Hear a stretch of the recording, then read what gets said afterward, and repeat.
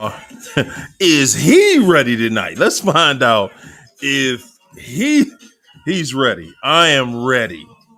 I am ready. Are y'all ready? We can ready to do this. I set it up a little different in here, but let me get it together. There we go. Woo!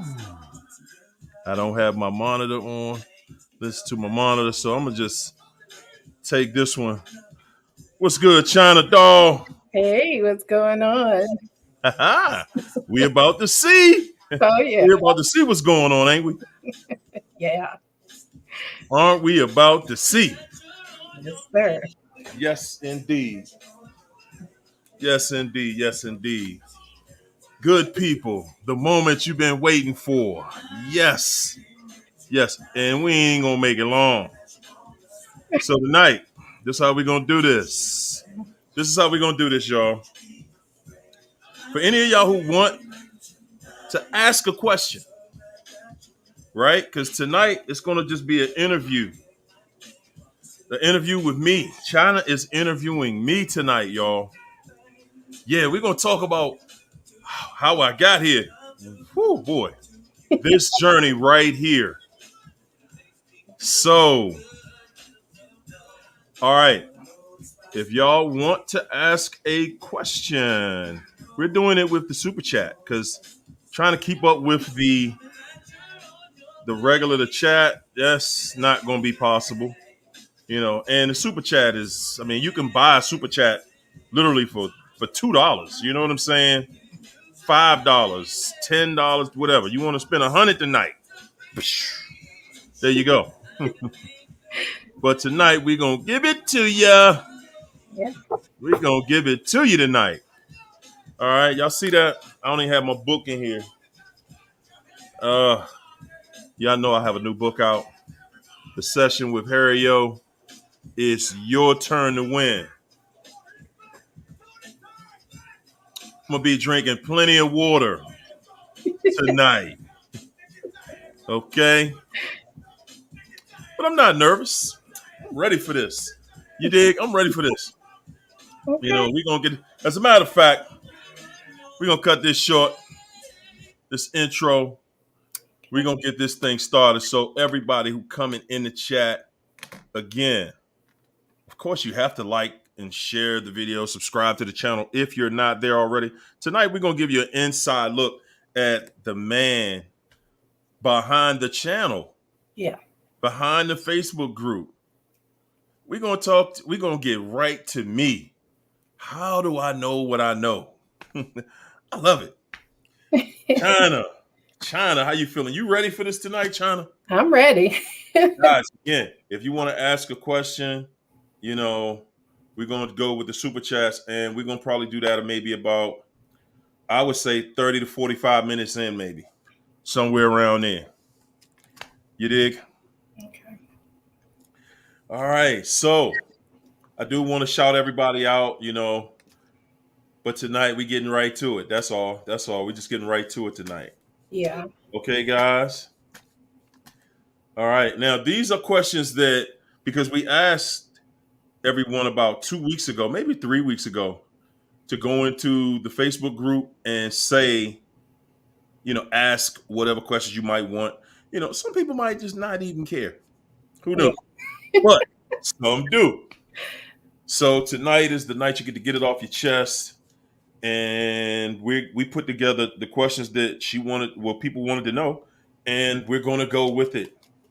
Okay. And some questions that I guess maybe people didn't ask. Are you ready? Ready? Are you ready? Okay. Without further ado, let's get this thing started then. So, just to get this started, tell us about Harry Thornton. We know who Hario over the top is, but we want to know about Harry Thornton. Harry Thornton, wow. My government name, the official name, right on. Yeah. What y'all want to know about him, you know, specifically? Well, tell us about your childhood. A little bit. I'll Yeah. give you a little bit. Childhood, it was me, my parents, my little brother, and myself. Modest beginnings. My mother was from New York. She moved to DC. My father was from North Carolina. He moved to DC. They hooked up. I'm here, right? Yeah. Me and my little brother. So I was born in Washington, D.C. Everybody this old school was born at General Hospital in Washington, D.C. So was I. Um, I so we started out. We lived in Halley. We lived on Halley Terrace, Southeast. Shout out to the Southeast crew. From there, we moved to Forestville. We lived in Berkshire Apartments. Who knew? From there, we got into home ownership. We moved to Capitol Heights, and I pretty much grew up in Capitol Heights up into high school. And moms, they came up a little bit. We moved into Clinton, which was a suburban area. So we were suburbanites, or whatever you would call it. And growing up, man, life was great, man. Life was great. Christmas. We had the kind of Christmases where my dad being from North Carolina, and he had both of them had big families. My mother got she had I think 16 brothers and sisters. My father had like 17. So, just me and my family members was it was like you got a bunch of friends because you have relatives. Right. But holidays were specifically special because my dad would always go to North Carolina and they would get barbecue. That's the thing in North Carolina. Barbecue. And he would come home with assorted nuts. I don't know where they got that from, but every year we had assorted nuts and candy, right? That was the thing. It was basically me and my little brother. So, and I think we would be what you call middle class. We were basically middle class. We wasn't poor. We wasn't without. I mean, I had at least 2 meals a day plus going to school. So that was the meal number three, and I think I was a good kid. I think I was a good kid. In school, as y'all can see, I got in trouble because I talked a lot. Yeah, yeah. Moms wasn't having that. But outside of that, the kind of student I was just an average guy, average student. Uh, I was cheating a lot. I was cheating on people's papers, stuff like that, So who knew? I did 1 year of college. How about that? Came out of school, went to college 1 year, and said, "Man, whatever. I'm gonna go get this job," because I was working then, and I was like, "Man, I can go get a second job, and I could do this and I could do that." And yeah, so that was like my start. Yeah. That was my start. Okay. Well, before I move further into past that, just to explain, because you have mentioned your mother a lot, so I want to ask you a little bit about how your mother raised you. What? So between my mother and father, my mother was actually the disciplinarian. Mom's was the disciplinarian. You was gonna get a whooping. Mom's was giving up the whooping. Pops, he was basically like, if you did something bad enough, then dad would give you the beating. But whoo man, I only had to get one beating with my father, and I faked like I was asleep. So I kind of conned my way out of that one that night. Goodness gracious, I did not want that. But yeah, so mom's was the disciplinarian, and mom was a good lady. Mom's is, oh my gosh, man, she's an incredible, incredible lady. I realize at this age, I'm 55, y'all, that my mother, and I tell her all the time. Sometimes I call my mom and say thanks, just thanks for being a mother. because that is so necessary to have clarity with, a child. You know what I'm saying? Yeah. So yeah, yeah, love moms. So, as far as moving on into manhood, how would you say that your mother, what type of man did your mother raise you to be? Well, saying it that way because my mother and father did divorce when I was 11. So mom did raise, even though she get remarried, she's still married. But mom's basically did she did the job from 11 on up. Pop helped out, as much as he could, but we got to give the credit where the credit is due. Mom's handled that business. And I think that mom did an incredible job. Absolutely. Incredible job. She taught ethic, work ethic amongst anything. Funny thing, I was on a chat today on TikTok, and we were talking about that. The subject came up, you know, and I said, yes, because so many women have been told that you cannot raise a boy to be a man. And I don't believe that. A woman absolutely can raise a, a boys to be men, just like a man can raise a girl to be a lady, a woman, a wife, as long as the woman has integrity and she can teach her boys the basics of what women will expect out of a husband one day, which is, son, you gotta work. You are not a woman. You do not have that privilege to be able to be at home and lay up, be on the couch, whatever. You know, your job as a man is to be a provider, and you must be a provider. So as long as a woman instills that much, that you have to lead and you have to provide, you have to protect. As long as a woman can teach her sons to do that, then she can raise a good man, raise him to be a good man. If he takes it or not, that's on him.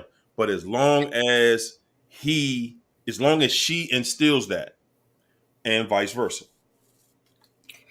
Did she teach you how a woman is supposed to treat a man? She did. Okay. And she spoke about that because as a little boy, you know, I was fast.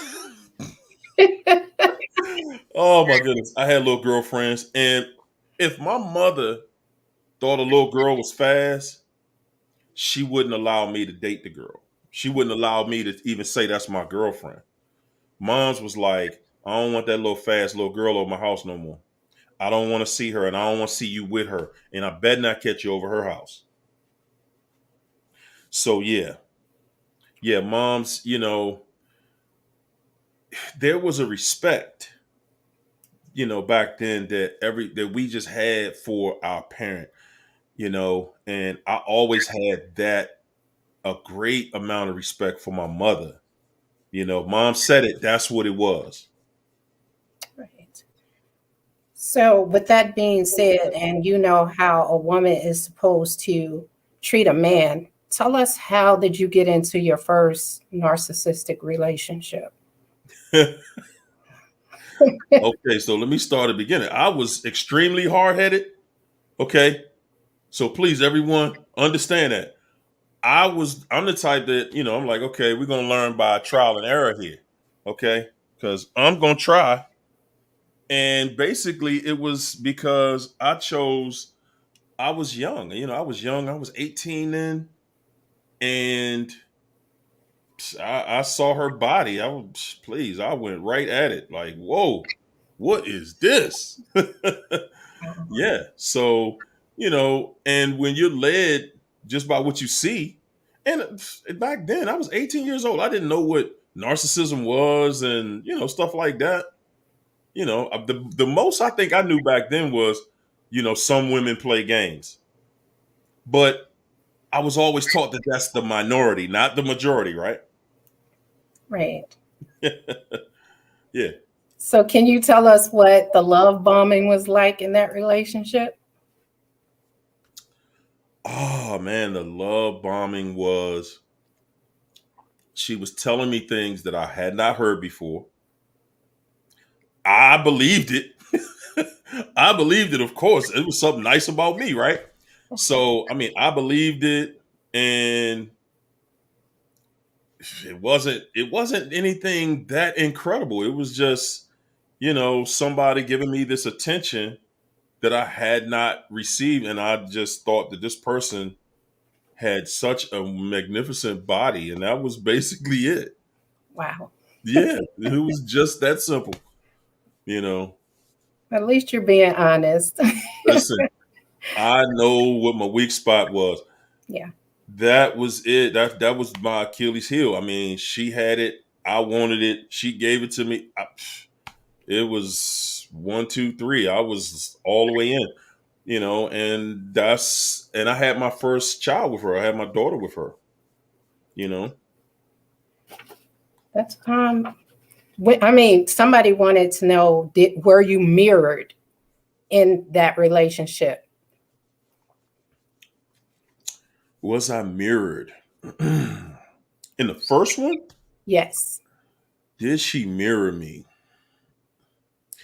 She did, but not in a way where she mirrored me just based on, things I liked, things she said she liked, things that we thought we had in common that we did not have in common. And it came out very soon afterward. When did So, you yes. Hmm? when did you find out she was pregnant? She was pregnant like really early on, Wow. we both had just got out of high school. I was working. That was my first job out of high school. Um, she got pregnant about 5 months in, Okay. but we terminated that first pregnancy. Yes, I was like, I must say, I encouraged that because I was like, hey man, I'm 18, man. No, sir. I'm not doing this. I'm not ready for that. We going down to this clinic down here. And that was kind of like, that was kind of the thing that I had been coached to say, by just my peers, I think, boys, as we talk to each other, like, man, ain't no way I ain't stopping right here. I'm just turning 18. I just got out of school.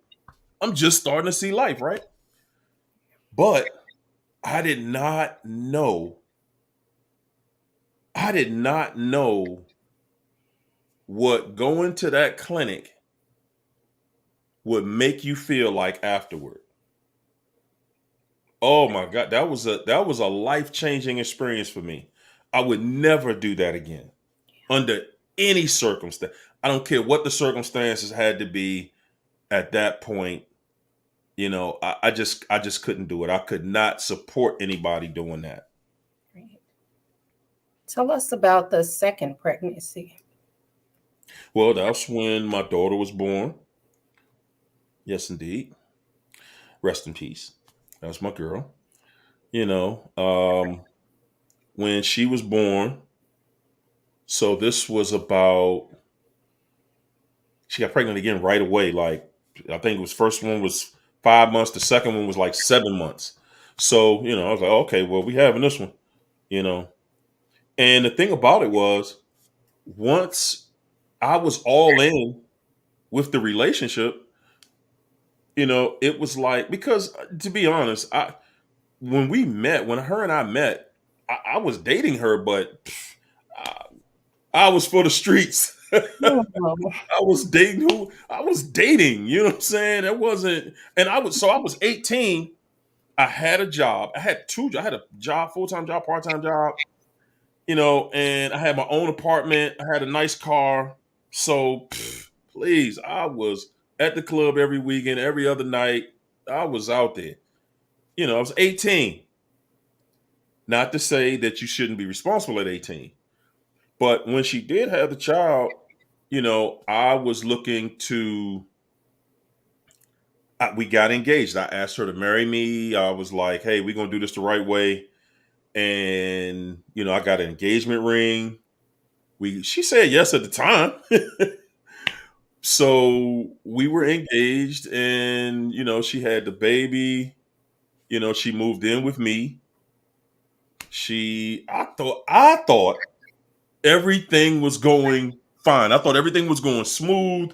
We were moving in a positive direction. We were safe. We were supposed now. Where we hit the glitch was I was always into, let's save up money so that we can get a house, because we were living in an apartment then. And something about us getting a house was her kryptonite, because every time I said it, it literally turned into a war zone. She would shut down. I don't want to talk. I don't want to talk about that. I don't want to do that. This isn't no. And I'm like, what? It was it was a different language for me. So we we started not getting along so good, and all of this stuff happened real fast, y'all. My daughter was born, and so what she said was, listen, won't we do this? Why don't I move back home with my mother, and you move with your cousin, and we can save money for our house there? And I was like, oh, okay, bet. But I did not realize that that was just a ploy, and she was just trying to get away to be with the second child's father, which was immediate. You know, we had went through this big falling out, and her sister got involved and her mom got involved, and I known the family, and my position was, I didn't want, the family. What's up, Pete? I didn't want the family to look at me like, you don't got my daughter pregnant, and now you about to kick her out the house and stuff like that. And I was like, no. So I talked to her sister, about us going our separate ways. And her sister was like, well, my sister's telling me something different. But when we were all together, the truth came out, and then it was just some bad energy between us, and we never really could recoup from that. And not to say we never could, but we didn't. And that only took place, maybe we lived together maybe another week, and it was just over.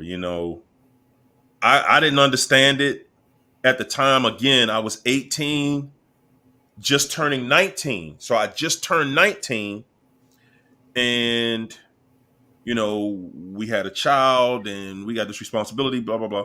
But she she moved back with her mom, and literally 2 months later, she was pregnant again. I didn't know it at the time. I didn't know it until we actually went to court, because I was trying to still have a relationship with my daughter, because she had my daughter with her, and I couldn't see her. I'd go past her to pick her up and stuff like that, and it was always an issue. It was always an issue. So I just took it upon myself. Let me go down to the courthouse before, because eventually this is coming. I went down there. They said, well, get you can't have visitation if you don't have an active support.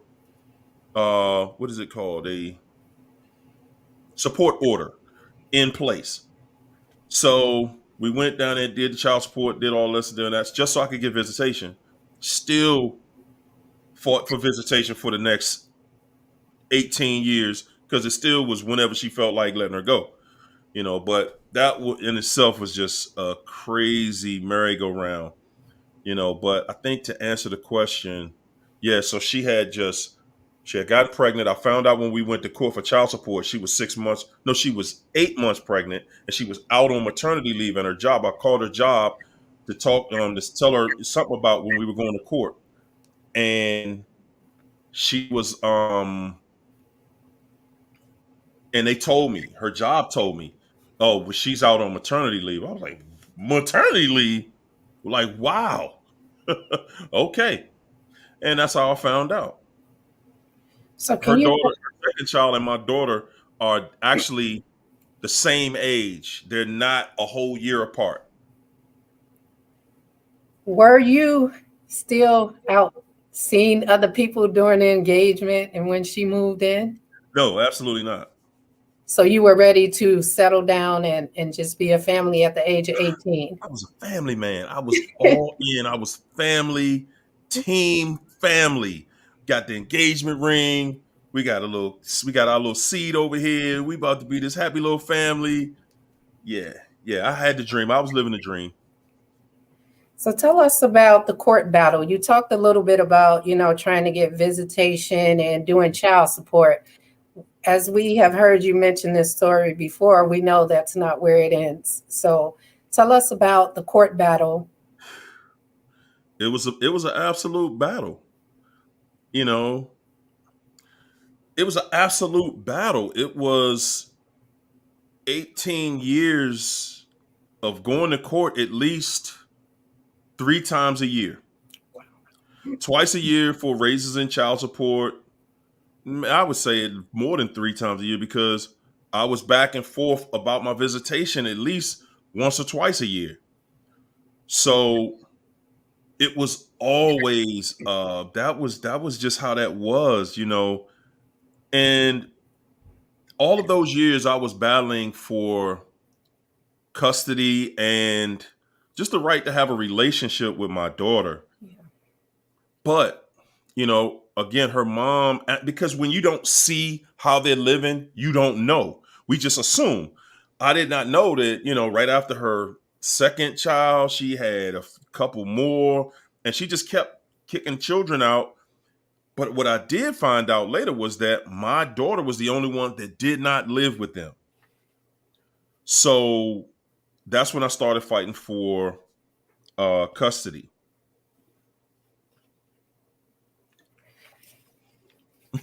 Yeah, I was just going through these questions trying to get to more, but tell us a little bit about your daughter, about your relationship with your daughter, and what kind of person was your daughter?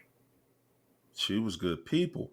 My daughter, she was a leader, if you will. She had that kind of personality where she knew that she had to help out with her siblings. So she was more like she was not only their big sister, but she would take care of them and she would look out for them. So, that's pretty much what she was. Her and I we had a really rocky relationship from the beginning because it was so much friction between her mother and myself. It was so much friction there that we could not, she had to see it. And because there was so much friction, what she did see was that her having an alliance with me would cause her to be alienated even more. Wow. So after this relationship ended, did you heal? After the relationship with my daughter, Yeah, with your daughter's mom, did you take the time to heal? oh no. Heck no. Did what the average person does: run out, jump right back in something else that's just as crazy or crazier than what you were in before. And I dated some people, man. Yeah, I don't even want to talk about some of them. Good gosh. Whoo. Yeah, and exactly. So I did what most of us do: run out, jump in a relationship, right? Because none of us want to look like the person that nobody wants to be with. We don't want to look like we were the problem. But I jumped into something I literally jumped into the fire. I jumped from the fire into a bigger fire. Wow. Oh my goodness. This time I don't even want to say it. It's terrible, man. Every story you got is somebody cheating, doing this crazy, but it is what it is. This time it was like this girl got pregnant, and the baby wasn't even mine. We went to court and everything. Oh my gosh, man, it was crazy. It was crazy. When you go to the hospital and people are in the hospital and everybody that comes in, like my mother came up there and she looked at the baby and she was like, "Okay, I'll see y'all later." Yeah. And your cousins and stuff saying the same thing, like, "Whose baby is that?" And tell us, how did you meet the second narcissist?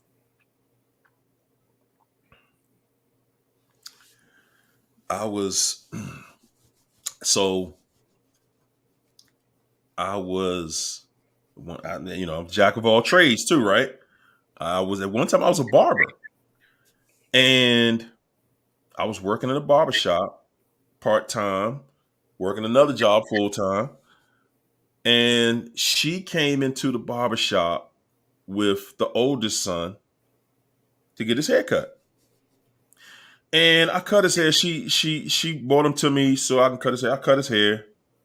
And I noticed that she was just giving me a lot of attention, but I don't know what it was, because when I was in the barbershop, I was for the streets. I was hollering at everything coming through there.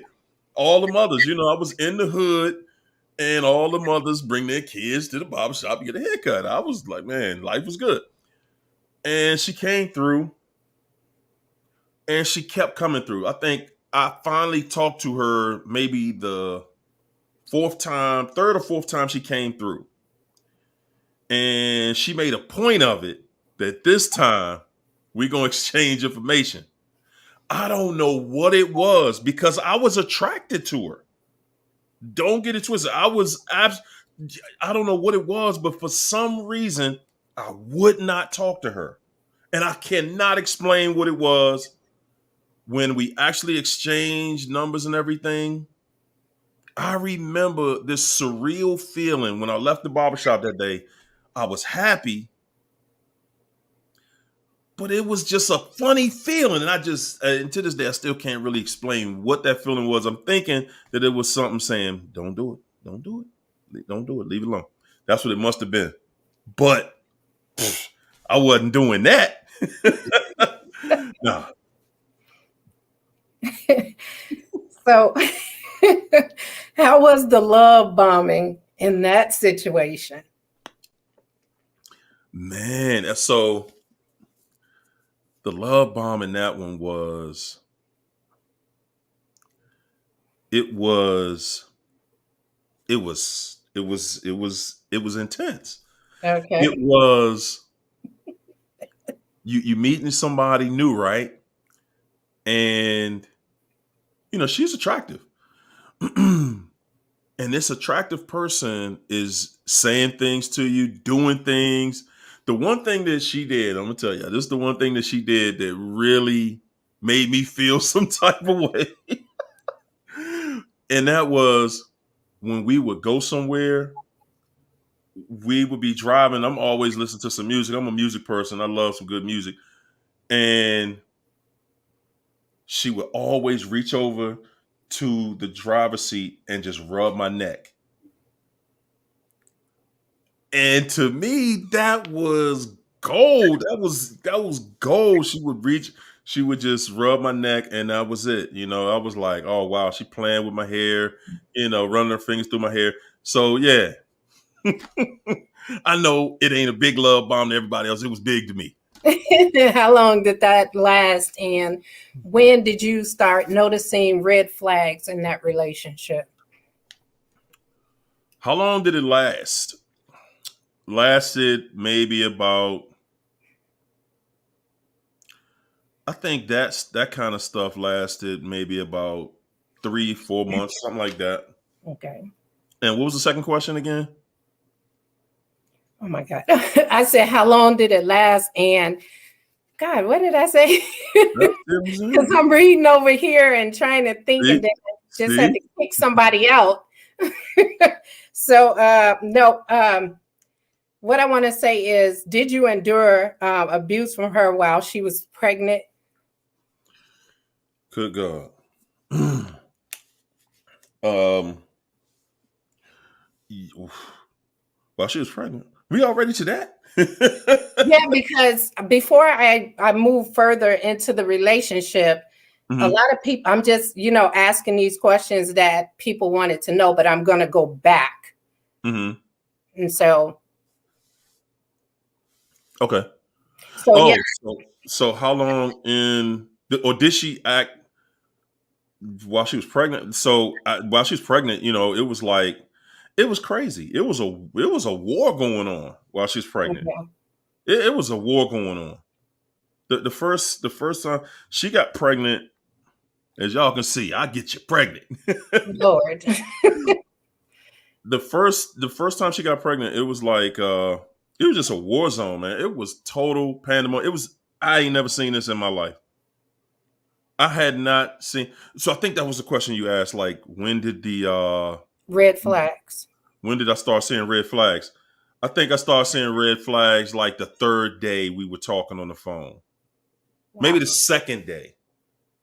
I think it was the second day. And the first red flag that I saw was I asked the question. I said, "So you're not one of these women with a whole bunch of problems, are you?" Yeah, I asked the question because at that point I was 23. I was 23.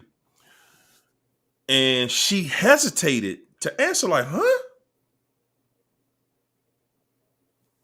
And she didn't answer it. She said, "What you mean?" And I just let it go. But looking back at it, she was like, "Yeah, I got a bunch of problems. I'm about to bring them in your life. What do you mean?" So when did you find out she was pregnant, and did you marry her when you found out, or were you guys married before you found out? No. She was so, I get you pregnant fast too. She was she was pregnant about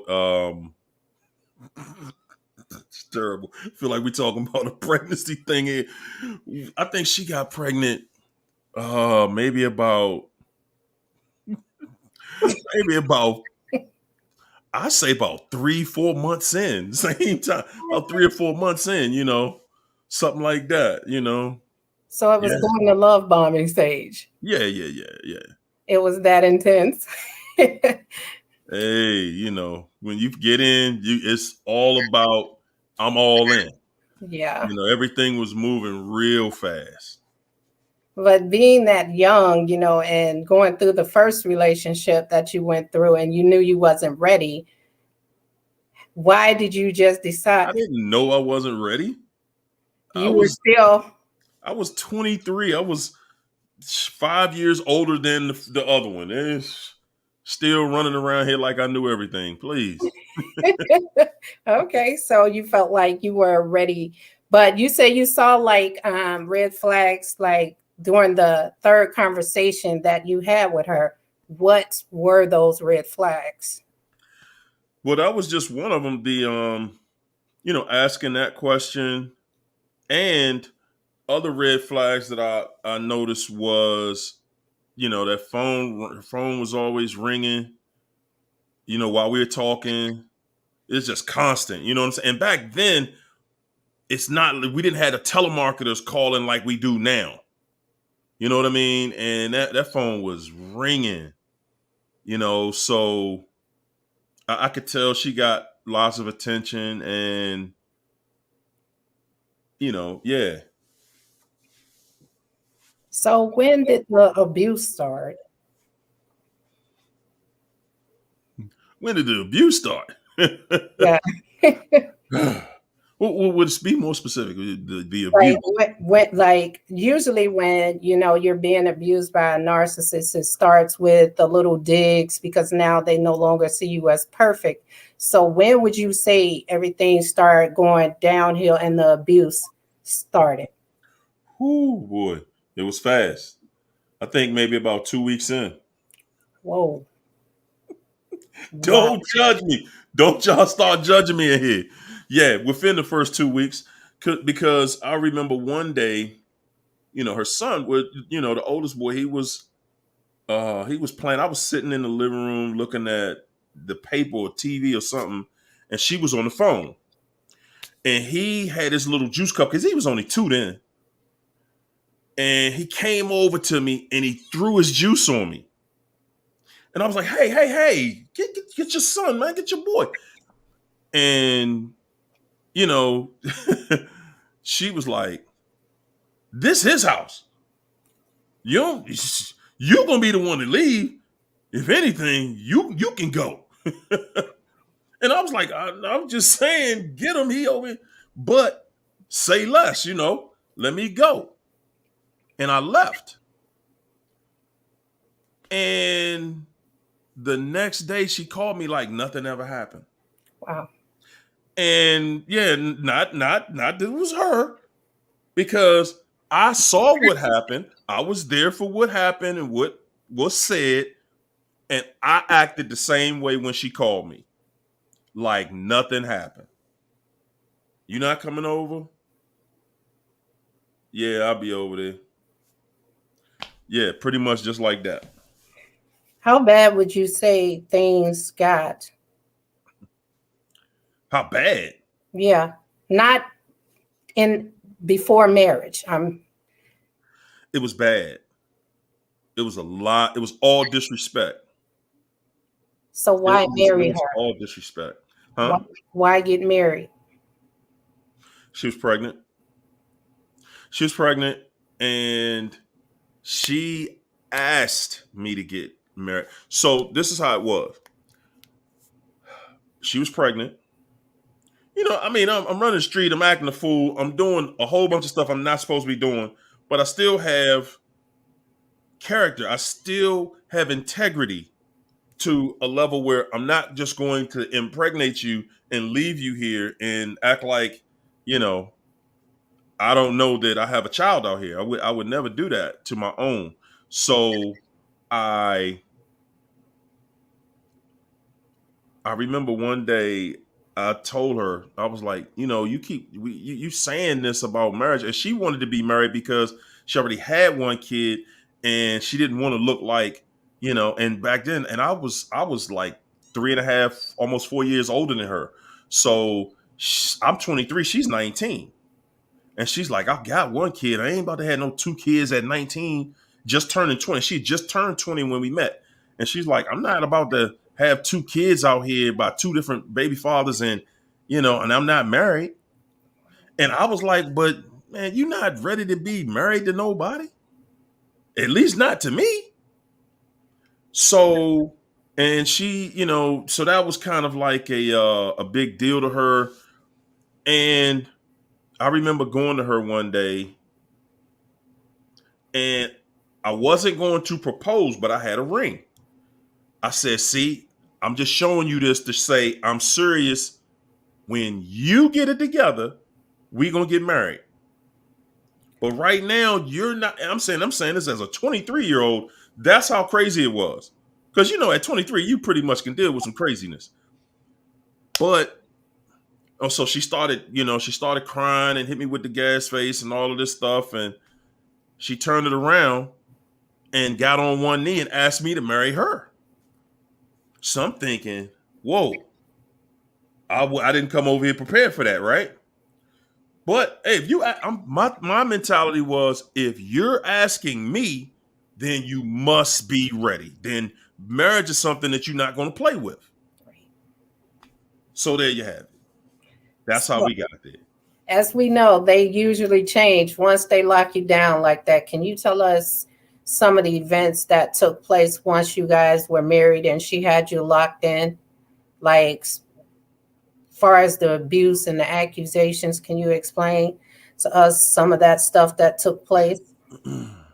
Well, things kind of got better when. So what we did was we had an apartment, right? And back to the same thing. I'm like, hey, well, let's get a house. One day we were at this amusement park, this not too far from DC. It's in Richmond, called King's Dominion. We went down there and we were coming back. Excuse me. And we went past this development that was building new houses. And she was like, "Come on, let's go over there real quick." We went over there, got the little brochures, whatever. End up putting a contract on a house, right? Excuse me. So I'm like, all right, it's time to get into work mode.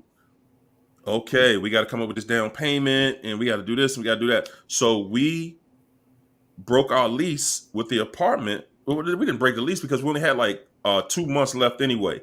So when that lease ended, we moved with her parents. And her parents, we just stayed with them while we saved money for our down payment. What was the question again? Damn. Oh, it was. I said once she felt like she had you locked down. Okay, when did it start? Okay, so shoot, when she felt it was never a time that it wasn't nothing crazy going on. There was never, except for the time we stayed with her parents while we were saving up money to get the house. And I think then it was just because we were around her parents. Anytime it was just us in the house with the oldest boy, it was total chaos. Not every day, but it was a lot. It was police involvement from the beginning, arguing, cussing, just oh my God, man. It from the beginning. Wow. Yes. So tell us about the police calls. How many calls were made to the police, and what were they about, and what were the accusations that were made against you? Man, honestly, I said 278 was far more than that. Wow. I don't even know how many times, she called the police and I don't even know. I like I said 278. I honestly couldn't tell you how many times the police was there, how many times they were called. I would have to go to every address that we ever lived at because the police was on the scene at every address. Wow. From the beginning. Every address, police were coming to the house. Police were coming to the house, and they were coming to the house because she would say, "I feel intimidated. I feel intimidated. He's intimidating me. You know." And there were a few times where she would say something, and I'd be like, "What?" And you're in a house, we're in a room, and she would start something and then want to run off. And I would be like, no, no, no, no, no, no. You gonna get this straight. And I would get in the doorway. So she would be like, "He's entrapped me in here," and this and that. And I'd be like, okay. And then I'd have to just let it be what it is. But and there were times, I would be like, "Hold up, man. When we got married initially, I would be like, we got to talk this out." I remember being taught that when you're married, you never go to bed angry or with problems unresolved. Yeah. So I would try to talk about them. And, like I said, she would get something started.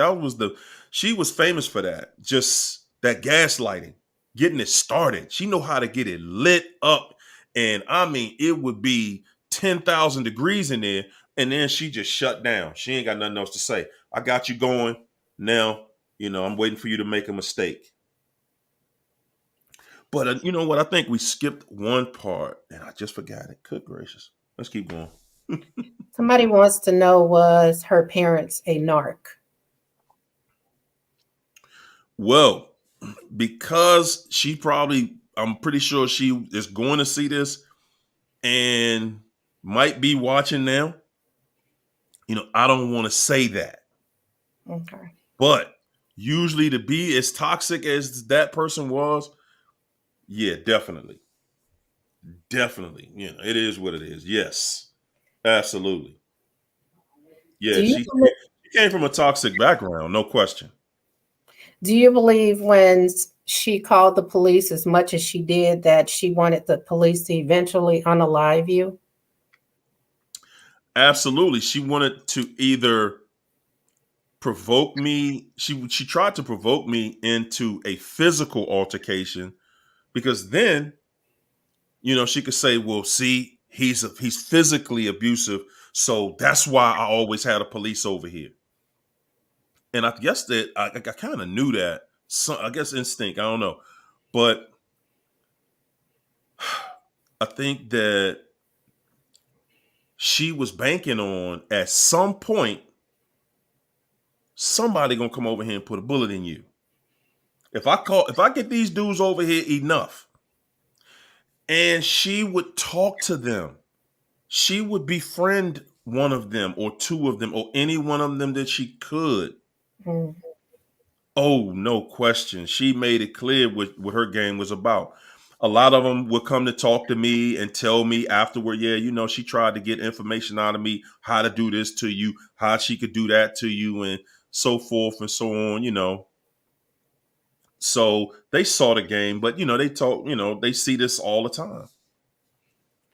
Tell us about the event that took place when she called the police when you came home from work and you were in the shower. Yeah. That particular time, I had come home from work and we had just basically moved in our new home, maybe about 2 months. It was a Saturday afternoon. I got home from work, went upstairs, took a shower, laid down in the bed watching TV. Next thing I know, the doorbell ringing. I walk down. I'm wondering why, because I know she's downstairs. I'm wondering why she isn't getting the door. I go downstairs, open up the door, and it's the police. I'm like, what's going on? Not that I've never seen them before, but this is the first time they've been to this house, right? Mhm. And she walks out of the bathroom. So in the house, the front door's here, right here, and the it's called a vanity bathroom right here next to the front door. As soon as you come in the house, she walks out of that bathroom. She's crying, and she got webs on her face. And I'm like, what in the world happened to you, right? Me and the cop sitting there like, whoa. She started pointing at me and she said, she crying, right? He did this. He did this. And she didn't have the lie together though. She thought that she was just going to be able to say he did it and the cop was just going to lock me up based on that emotion. But the cop could see I'm sitting there just as baffled as she is. I'm like, what is going on? And the cop said, ma'am, tell me what happened. And she didn't have a lie together. Her whole lie was, he did this. What did he do? Did he punch you? Did he hit you? What happened? Because you got webs on your face. So you got webs. That means you got a long line. So that means somebody scratched you. Did he punch you? Did he hit you? Did he slap you? What happened? And she didn't have it together. So then she went to the baby and said, tell the policeman, tell the man what your daddy did. And the baby looking at her like, huh? Like what? And the cop walked over to her and grabbed the baby and said, no, no, no, no, ma'am. Don't do that. Don't do that to the baby. And that's actually how that whole situation ended that day. I mean, it was crystal clear that you just making this story up because there was no, you know, and I was like, dude, I just got home from work a few minutes ago. But see, at that time when we were at that place, she had been dealing with this guy from her job. Now, I don't know how many different people she was dealing with at that time. I don't. But I know of one that came about, a little later on in the story. But yeah, that's the kind of life it was where anything, it was like really like Menace to Society, like, anything could happen. at any time. Anything could happen. So you tapped into one of my questions. I'm just going to go ahead and skip to that one and ask, was there, well, you said it was infidelity on her side. Was there any on your end? Ooh, I'm glad you said that. So, legally, when you look at it legally, because I'm gonna go there, legally by a, I guess by the definition of infidelity. I guess the definition of infidelity means you're doing something in secret. After I found out that she had an affair and caused all this mischief and chaos in our home, we had an agreement, right? So it looked like this. It was like after, and this is a part that we missed in the story. She was pregnant, but she was pregnant and had a miscarriage. Okay. No, I'm sorry. I said miscarriage. She didn't have miscarriage. She had the child, but she had it so premature that he couldn't survive. He only lived for 8 days. So because she was only like 5.5 months, and a child usually doesn't survive when, just that young. You gotta wait till at least the lungs are developed. So he was just too small. And I think from that point, now her side of that argument, I thought was that she said at that time, she said she felt that I didn't embrace her when he died. Because when I found out, when we were at the hospital and I found out that that he died, he died right in front of us. I was there with her sister, and my mom. And when we found out that he flatlined, when we were right there, I embraced my mom. And she came walking to me, and I think it was one of those real moments. So I kind of shunned her away because I remember all of the chaos and some of the things that she said about the child before he even got here. So I, I didn't embrace her. There it is. That's the story. That's what happened. But after that, she went back to work, and we were, like I said, we were living at her parents' house until we moved into our new home. And I think she had the affair going when we were there, but she didn't act out. She wasn't acting out, and I was working 2 jobs, saving up this money, so I wasn't paying attention. I'm thinking, and I'm newly married. I truly believed that if I didn't cheat, I never have to worry about something like that. Yeah. So we moved into the new house, and it was like, hey man, let the chaos begin. Mm-hmm. I think 2 weeks after we were there, 2 weeks, I remember she was trying to get something started. And I was like, listen, we got a fresh start. We got a brand new start. We just got a brand new home. And we went through hell and high water to get in this house. We're not going to disrespect this house. We don't disrespect it, the apartments where we lived before. We're going to start over. This is going to be something different over here. And she said, yeah, that's what you think. And she would say stuff like that, just like that. And she kept digging and digging, and it turned into, so this is what she said. I said, why are you going to go there? Why are you trying to start something? Why are you going to disrespect our new home? And she just said, this new house, this ain't nothing. This ain't nothing that any 2 N-words, any 2 N-words can't, with a job, can go out here. Any 2 N-words can go out here and get it with a job and get this right here. This ain't nothing. And I was just like, all right, man, okay, let it begin. That's what it is. That's what it is. And It was just on from there. But it was on because it wasn't just that she was having an affair. It was like she wanted to have an affair, and it was like she wanted me to pay for it.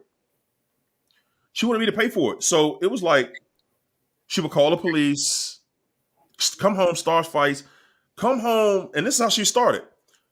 She got off work about 4 o'clock, be home by 5 o'clock, right? I got off later, so I would pick our son up, the oldest boy. I pick him up from school, bring him home, and she wouldn't be home. And she started coming home at 8 o'clock. And from 8 o'clock, she started coming home at 10 and 11 and 12 until she started not coming home for the whole weekend. So it would be like, and then she would do something like after she didn't come home, she would be home before I got home that Monday, right? And she would have a video camera set up in the closet because her narrative was, yeah, watch, I'm gonna show everybody how crazy I just be, because her lie was, I just be sitting at home minding my business. He just walk in the house and start acting crazy. He want to fight. But you ain't tell nobody that you ain't come home this weekend. So yeah, so those were some of the things that were done. And I think I found out about the affair when I remember one night I went in her car, and I'm looking through her car for anything, and I don't even know what I'm looking for, because back then we didn't even have cell phones like that, and she had a cell phone. I was like, whoa, I ain't got no cell phone. You got a cell phone? And I don't know nothing about it. And I approached her about it, and oh my goodness, it was just, it was just the typical things though, and me not knowing about this and knowing what it was, knowing what it was about, I made every mistake that anybody could make. We had this agreement. We had a written agreement because the police would come into the house so much at that point. I just stopped saying anything to her. You come home when you feel like it. It is what it is. So we just had one agreement. It was a written agreement that when somebody gets caught cheating, that person agrees to leave. We had that agreement. I was like, all right, you can do what you want now. I'm gonna go to the gym after work. I'm gonna do me. I'm chilling. And when it came out that she was having an affair, she didn't leave. And that's the reason that we had that conversation and I said it. I said, listen, we agreed that the person who got caught would leave. And that's what I want you to do. I want you to beat it, because this is not anything I want to entertain any further. And I would never, ever would I be devoted to you. I would never do that. Never, not that's not going to happen. So when you ask me if I was cheating, I think cheating is when when don't nobody know. At what point did you realize I have to take this L? Because you've talked a lot about how you couldn't take the L. At what point did you decide that L starting to look good to you? Woo, man, I'm gonna tell you. When I shout out to YouTube family, my first videos watching the late great Angie Atkins. I watched my man Quinn. Man, listen, y'all, for all of y'all to think that these videos don't do anything and people telling y'all that, it was the game changer for me. Okay? It was the game changer for me. Watching those videos, when I found out that this actually was a thing, because, and this is a part we skipped over, when we met, I had to take her to the emergency room at least 2 or 3 nights a week. This chaos. Listen, we going to the emergency room 2 to 3 nights a week because she having panic attacks. Mm. I'm thinking, well, if you having a panic attack, why don't you stop acting so crazy? Why you always so wired up? Why you always agitating? Why you always starting stuff? That's why you having a panic attack. She didn't care. She was being her. Well, I wouldn't say she didn't care.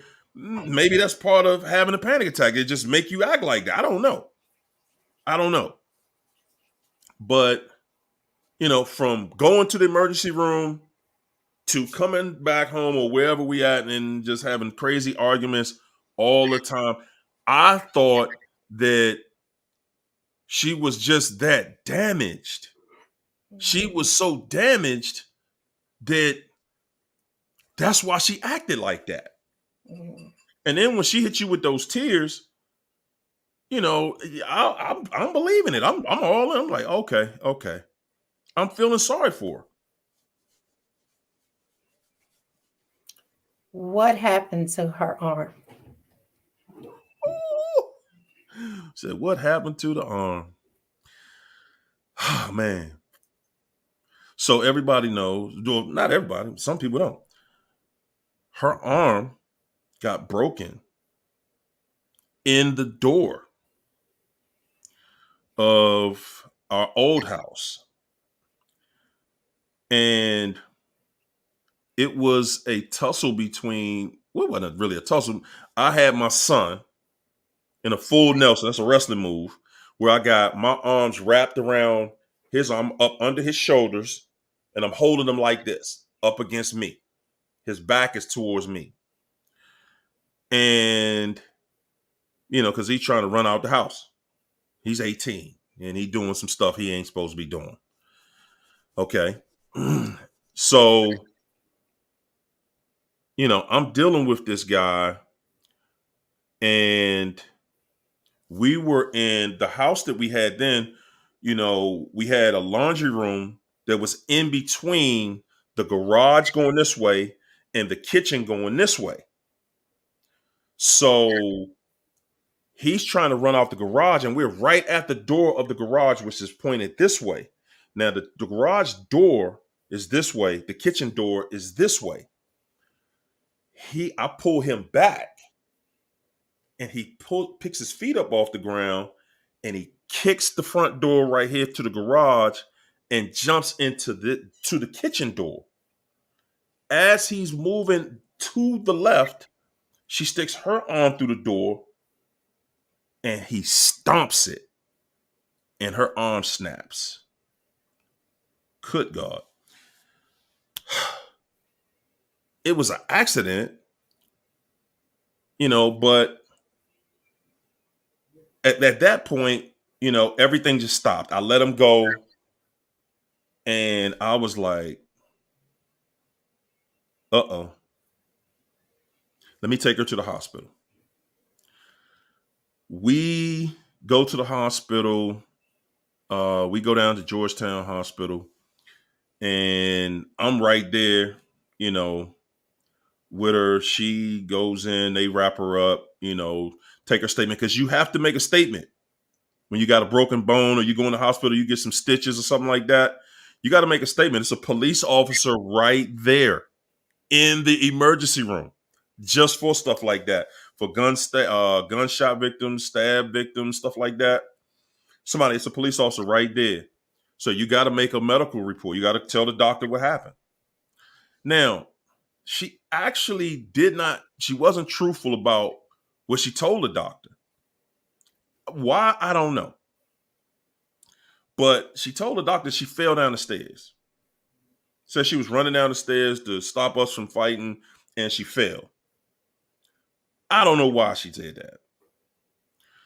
But because it wasn't true, and the truth doesn't it really incriminate anybody, because he didn't try to step, he didn't mean to step on it while she stuck her arm through there. It was just, it happened while we were in it. But later, she tried to say that I broke it.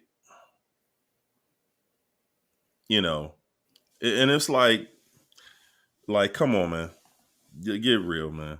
And actually, I remember calling my mom on the way to the hospital that night, and my mother was like, "Oh my God," because at that point we were already in a place where we weren't really dealing with each other anymore, and we weren't sleeping in the same rooms or anything like that. So it was pretty much a wrap already. Anyway, we were on the outs, but we were still in the same house. Um, that was it. That was the whole story. It later on turned into this big thing on the internet. Maybe about when I started the channel, maybe about 5 months in. Woo, man, it was. Oh my goodness, they were in my Facebook We're going group. to get to that. We're going to get to that. Good God. Let me stop you there. Woo. Because I was going to ask next, because you mentioned that, you started watching Quinn's channels and stuff. What Mhm. led you to his channel? How did you find out that you were dealing with a narcissist? I I do not know. You know what? The same way most people say about my channel, they be like, "Man, I don't know what led me to your channel, but good God, I'm glad I made it." I don't know what it was because his wasn't the first one that I saw, but his was the one that resonated with me. Yeah. I was watching Angie for a minute and a couple of other people, but when I got to Quinn, man, it was like, this is it. This dude has gone through what I went through. Okay. And I actually jumped on a couple of his lives, and he used to do lives on Instagram too, you know. But yeah, when I just seeing that and listening to what he was saying, it just resonated. It was resonating everything. And then he's breaking it down, and I guess that's how I got to this place because, I was like, man, hold up, there's more. Like, yeah, that ain't all they do. Yeah. So Yeah. tell us about your journey towards, starting your own channel. What inspired that, and why did you decide to speak out, knowing that a lot of men do not come forward with being abused? That was the main thing because as men, we don't. As men, we don't. And we have taken a lot of flack and we've taken a lot of just piled up falsehood because in the name of, I'm a man and I can't do that. And, that's not cool. And, that's you sound like one of them.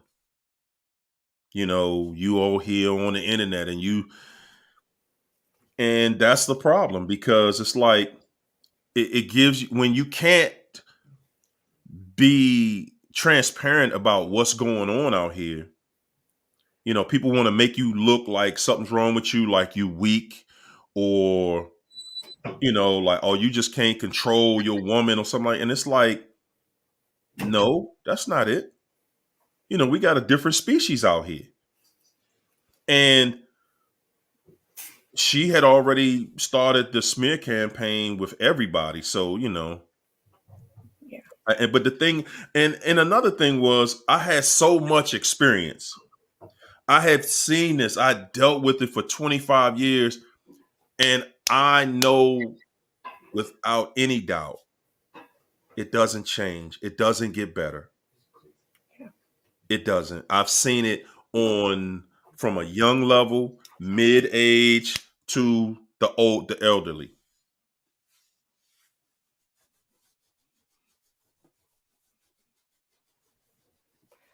My computer froze a little bit there. What were your we know you faced some obstacles. What were those obstacles that you faced while starting your channel? Man, that was the internet. This internet is wicked. Excuse me. You're gonna be tried and battle tested if you come on this internet. People are gonna look you up. They're gonna dig. They're gonna investigate you. They want to know your past. They want to know everything about you. They're gonna do that. they're gonna do that background check on you, and the thing is you're gonna have people in every city that have the exact same name that you have. So a lot of times sometimes they'll put false stuff out on you, and like I said, when they attacked my group, my channel, it was pandemonium. It was she had like 22 different influencers that were on YouTube and Instagram. And this is how slick she was. I mean, a lot of us talk about and believe that we dealt with the slickest narc in the world, but this is a female, and she was able to trick female. I mean, all of them. And two of the females were women that I thought we were friends. I thought they were on my channel. I was on theirs. We were talking daily, and out of nowhere, they were a part of her entourage. And I told them when I did a response video to that back then, I said, man, y'all gonna see. I dealt with the biggest narc of all of them, because she was able to fool all of y'all, and only one of you had met her. Only one of you have met her, and she was able to fool them all. I was like, wow, man. All of y'all went for that and never even talked to her, never knew her, knew nothing about her, but she got y'all putting y'all channels in jeopardy. And most of them not even on YouTube anymore. I only seen maybe about two of them that still remain on YouTube. Why do you feel like you were being targeted by these people? And do you believe that, again, it leads back to people finding it hard to believe that a man can be a victim, especially when a woman is accusing a man of the things that she done to him? Absolutely. I mean, when you're dealing with a narcissist, you're dealing with somebody that they're all about discrediting you. Why would anybody call the police that many times? Because they're setting a pattern. I call the police. I did this. I did that. She's doing all of these things. And they're like, okay, you call the police, man, but calling us for what? Because you told him to shut up and he didn't shut up. You can't put him out of his house for that.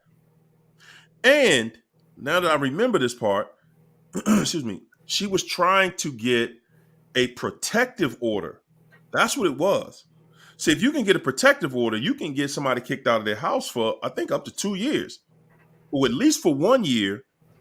And she asked the judge to kick me out the house for a year and have me pay the bills, the mortgage, all the bills, and give child support to the oldest boy who was not biologically my child. These were the things that she asked for. And I'm talking about, there was never any physical abuse or anything like that. And she was having an affair. This is how she wanted to do it. She wanted to be able to bring this other guy to my home and live there with him freely. And I pay for it. Wow. How did you overcome these obstacles? How did your channel recover from this? How did you reclaim Wow. I'm glad you asked that. your name? Because it's the internet and there's a plethora of information out here, and people just did the research. I had people that were following me that followed both sides, and they did the research. They did the research. They went to see, because they always claimed, oh, we got receipts. We got the receipts. That was the big thing back then. We got the receipts that he did something. And we found out there was never any receipts that, he did anything. As a matter of fact, receipts were shown by me to prove, hey, man, we got a total criminal over there. We got somebody just making stuff up. But see, this is the thing. she was able to move in a way where she didn't have to say it. She had the other people, she had the other women that were attacking the channel saying it. So she was, I mean, I had screenshots sent to me about stuff she was in the comments saying, but she had given them the information so that they could attack me and she didn't have to be a part of it. Care to share who that person may be, or would you like to keep that to yourself? Well, the people that were here saw that it was one person that is supposedly a whistleblower, and you know, her channel got shut down for that. You know, the person who was calling herself that, you know, her channel got shut down for that. Okay. You know, and she got kicked off YouTube for that. You know, she might have some, I mean, I'm pretty sure she got some other channels and stuff like that, but you know, hey, at the end of the day, you know, as long as it's real and I got pictures of them together in California, man, oh man, yeah. So, you know, it is what it is. You did what you did. So here we are, 5 years later. Why now? Why are you telling your story 5 years later? Man, I'm telling my story today because I really wanted to bring some more transparency to me. I wanted people to know where I come from, where I'm getting this information from. So people don't look at me like I'm just this genie that, never saw this, never went through this. I just got this wisdom. No, I went through 25 years of this. That's how I know. But I waited because, see, if I would have done this video a few years ago, then it may have been emotional. Mm. Today, I can laugh all this stuff off because it's no longer, it's definitely not a negative effect in my life. Have you healed? Whoo, good God. Yes, indeed. Have I healed on a level I never dreamed I would be on this level in life. It's like when you're looking for stuff to happen to you, you know how like some people who get great big accolades and large sums of money, and they'll say, wow, man, God gave me more than I asked for. That's my level of happiness. Like God gave me more than I even asked for, like more than I imagined having. Yes, Have you found true love? absolutely. Absolutely. To be in life and to not ever have anyone to truly love you, that is big. That's big. But to be able to say that at least for this one little period in time, just even if it was that long, that somebody really loved you, it means the world. Because after you've gone through this, it makes you feel like nobody in life really was going to ever love me. Mm. Like nobody's ever going to do that for me. I'm going to tell y'all can say men, women, whatever, whoever. I'm telling you, everybody in this world, I don't care how much money you get, how much money you chasing, whatever that situation is. If you leave this life and you were not able to say, at least feel true love from somebody else one time, then you got to ask yourself, what did I come here for? What did I come here to do? What did I come here to accomplish? Because true love was not it for me. Yes, indeed. Good God. And I'm going to say this, to have it, you have to be it. To achieve true love in this life, you have to be true love. You have to be genuine. You have to love you. That is the key word. You have got to love you to attract it to you. And you can't get it until you are truly healed. Will I mess it up? Who knows? I doubt it. Oh my God. It's what 5 years later, what would you say to your ex? Who? What, what would you say to your ex? I don't know what you're talking about on that one, China. You got me lost on this one. Who are you talking about? This last one. Are there any words for her? What would you say to her if you wanted, if you had something to say, what would it be?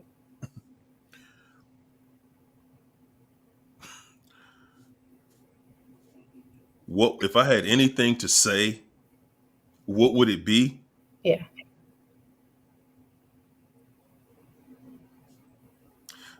There you go. Okay. There you have it. Well, that wraps up my questions. If you want to take some from the chat, then we can They ready. They ready. We're gonna do that. start with Patrice Bean. Mwah. Thanks for the super chat, Patrice. There you go. Patrice said, "How long did it take you to heal?" Come on, that's a good question. That's a good question. You know, to heal, I think that healing looks different to me than it does maybe for you guys. When you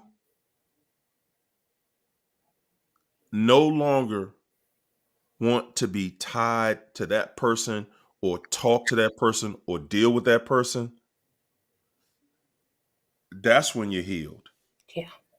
Not when you say that's how you feel, but when you actually you don't want to hear from them, you don't want to talk to them, you ain't got nothing to say, it's a wrap.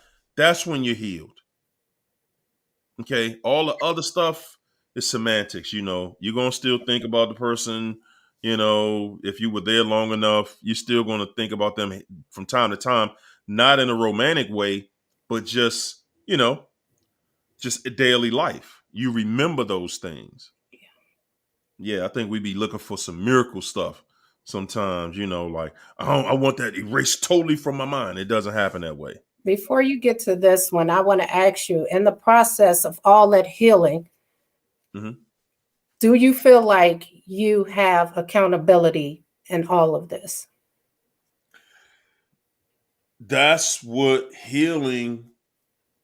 Well, let me take that other part back because I said I think you're healed when you don't want to be bothered with them.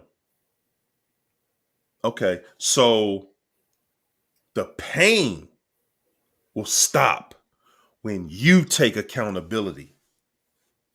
Your pain will go away when you take accountability because this story, again, and as wretched as it is, I don't want y'all for 1 second to walk away from here tonight thinking that I did not participate in every scene in it. Okay. When I found out about the cheating, now, oh yeah, we had agreement that we supposed to break up and you're supposed to leave, but I didn't enforce it. I didn't just say, hey, you know what? I'm leaving. Then I'm leaving. I didn't make it end. I didn't do what a responsible person, I feel a responsible person would have did then. I sat back and I just licked my wounds and said, oh, okay, yeah, maybe she really do want to be with me, even though she do this or that, whatever. I didn't do what I was supposed to do. That's why I was in pain.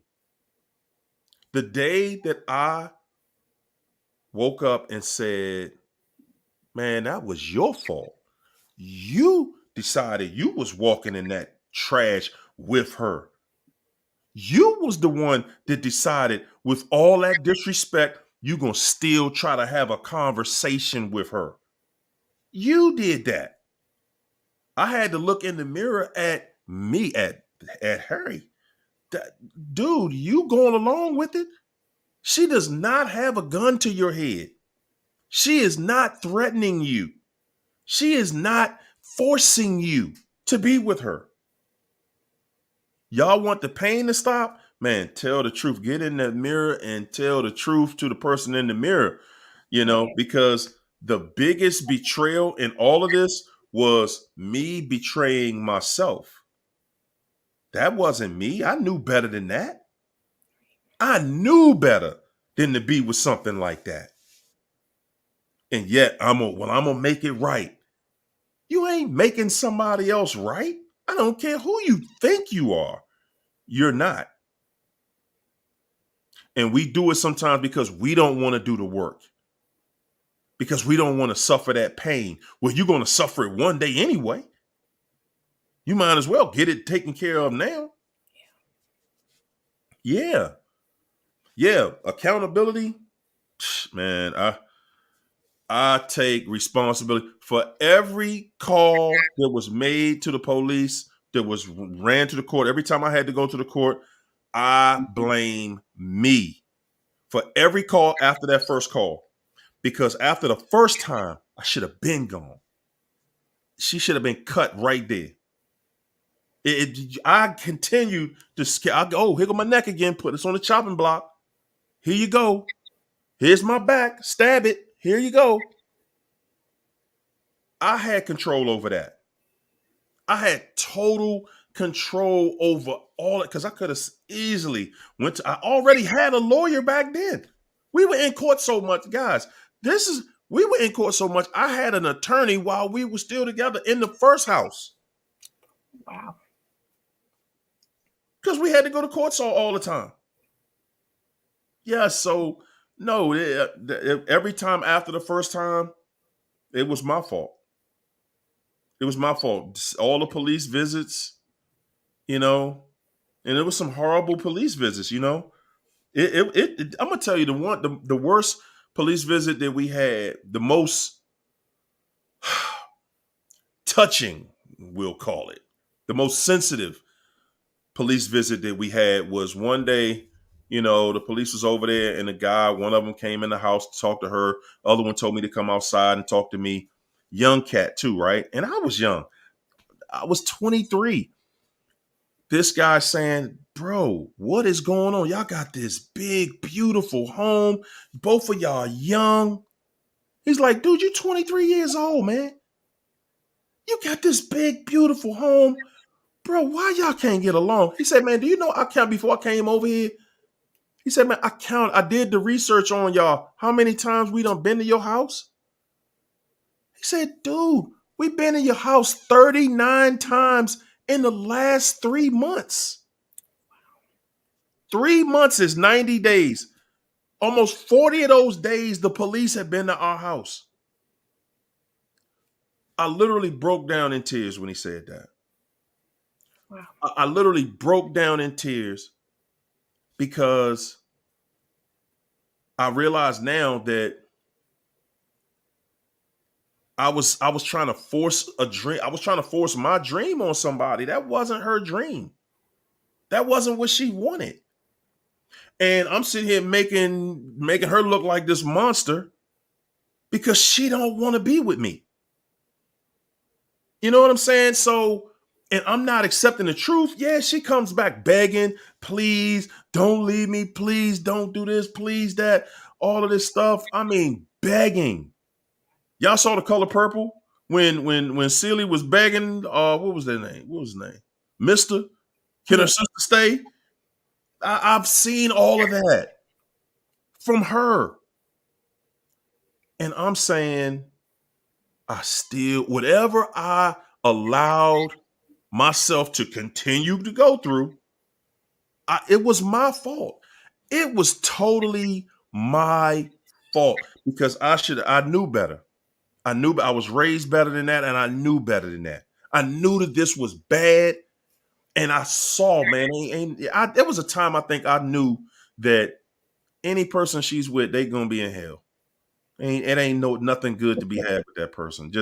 And even if it is, that wasn't my experience. So let them go and be what they gonna be, whatever. And I knew I should have been out of it, but I didn't stand up. I didn't stand up and say, nah, man, this over. Yeah. Woo. Go ahead, Empathic Shar. Mwah. Thanks for the super chat. She said, do you think she do you think she was jealous of you and your mom? Absolutely. Absolutely. She definitely was jealous of the fact that because we didn't grow up the same way.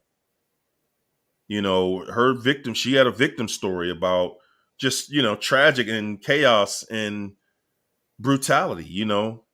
I had a story of, nah, man, we love Christmas and Thanksgiving and holidays and birthdays and family gatherings and yeah, all of that. So it was no question, you know, it was no question. It was a lot of jealousy, but hey, each his own. Lady Virgo, mwah. Thanks for the super chat, Lady Virgo. Lady Virgo said, Hario, what happened? What didn't happen? This should have been the question. And what was the day like when you separated from her physically? The separation. Did she leave you or did you leave? So she left, right? Um, what happened? What was the day like when you separated from her physically? So I'm gonna tell y'all, man, that was a wild day because guys, as I talk to y'all all the time, you're dealing with a narcissist. Don't ever think that they're leaving you to be gone out of your life on any type of permanent basis or anything like that. When she decided she was leaving, she actually was already she already had something. It was already set up. She had something with someone and then she might still be with this guy. I don't know. But I found out who it was and I found out on a receipt. So we talk about receipts.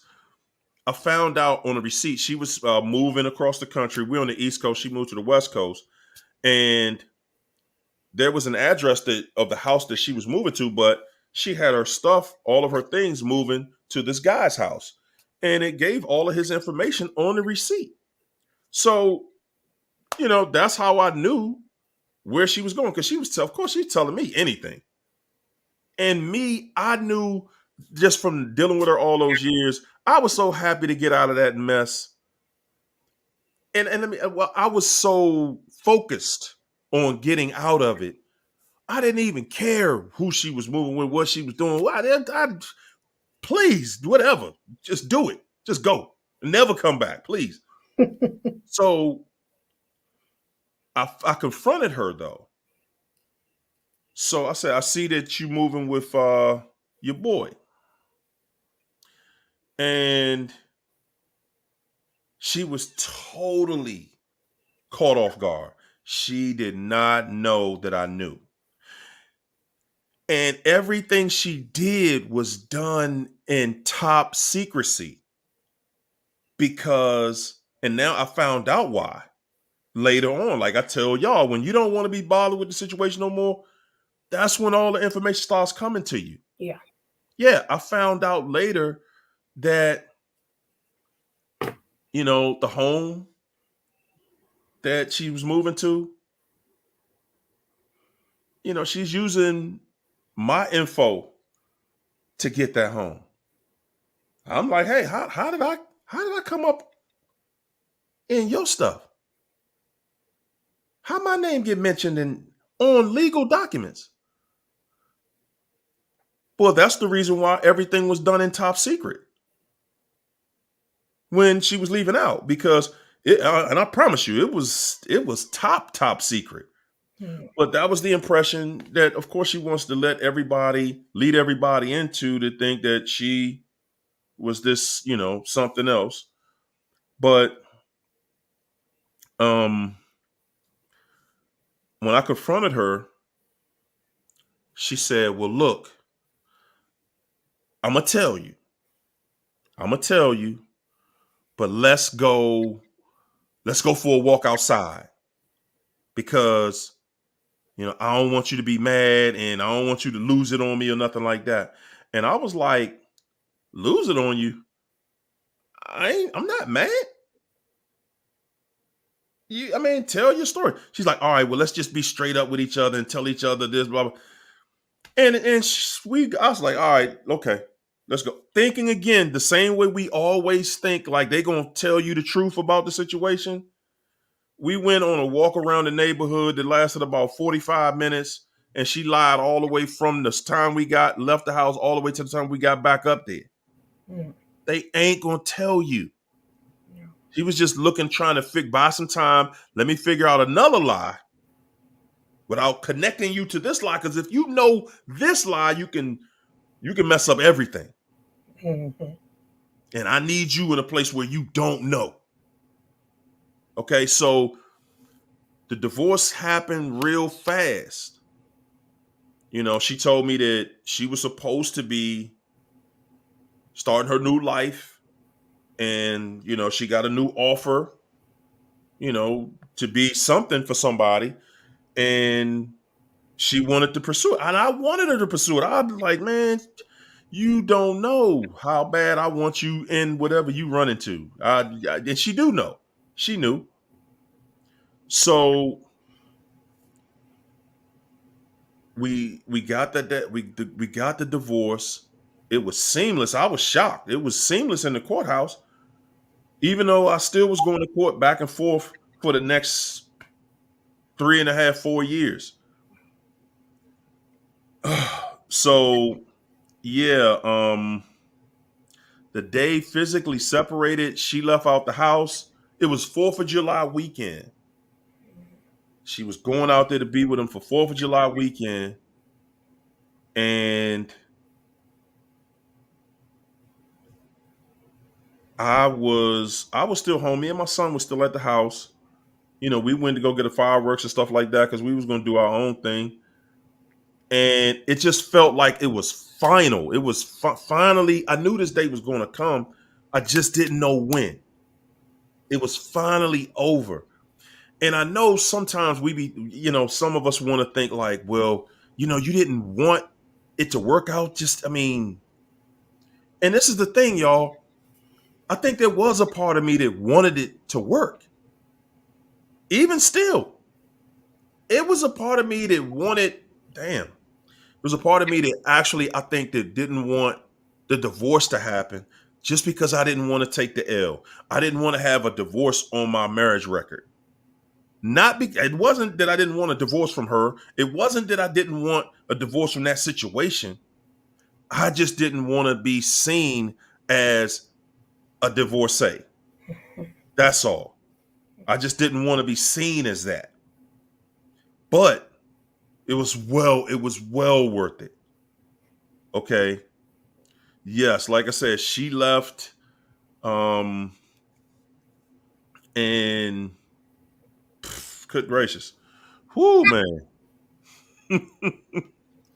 She left, man, and that was just and guys, I want to be clear to y'all, I've been the one that's no contact. Okay? She's tried to reach out. She's tried to reach out to family, friends, you know, but I think right now she knows, even though we just got a Hoover, you know, recently, not me directly, but she knows she's not walking straight at me. She knows better than that. She watches my videos. They can tell when not. People know when they can say something to you and when they cannot. When you're not on the menu any longer. Mm-hmm. They know better. They know what's up. So, you know. But yeah, guys, I mean, waiting on that Hoover or waiting on, excuse me, waiting on the fact that, or trying to get yourself to believe that this person really don't want you. No, you got to accept those type of things. And it can be painful accepting that, This person don't want me. But at the end of the day, man, that's what's going to help you. Knowing, man, this person don't want me. Never did. But this is the other side of that I want y'all to know. They don't want nobody.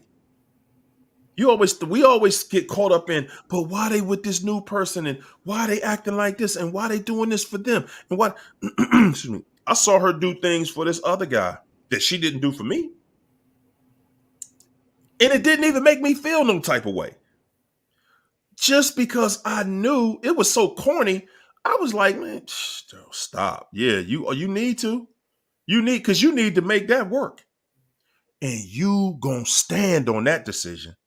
A lot of us don't want to, and that's another thing. A lot of us don't want to make them stand on that decision they made. Nah, you gonna stand on that decision for the rest of your days. You ain't gonna never roll over and Harry sitting there. No, laying there. No, sir, not gonna happen.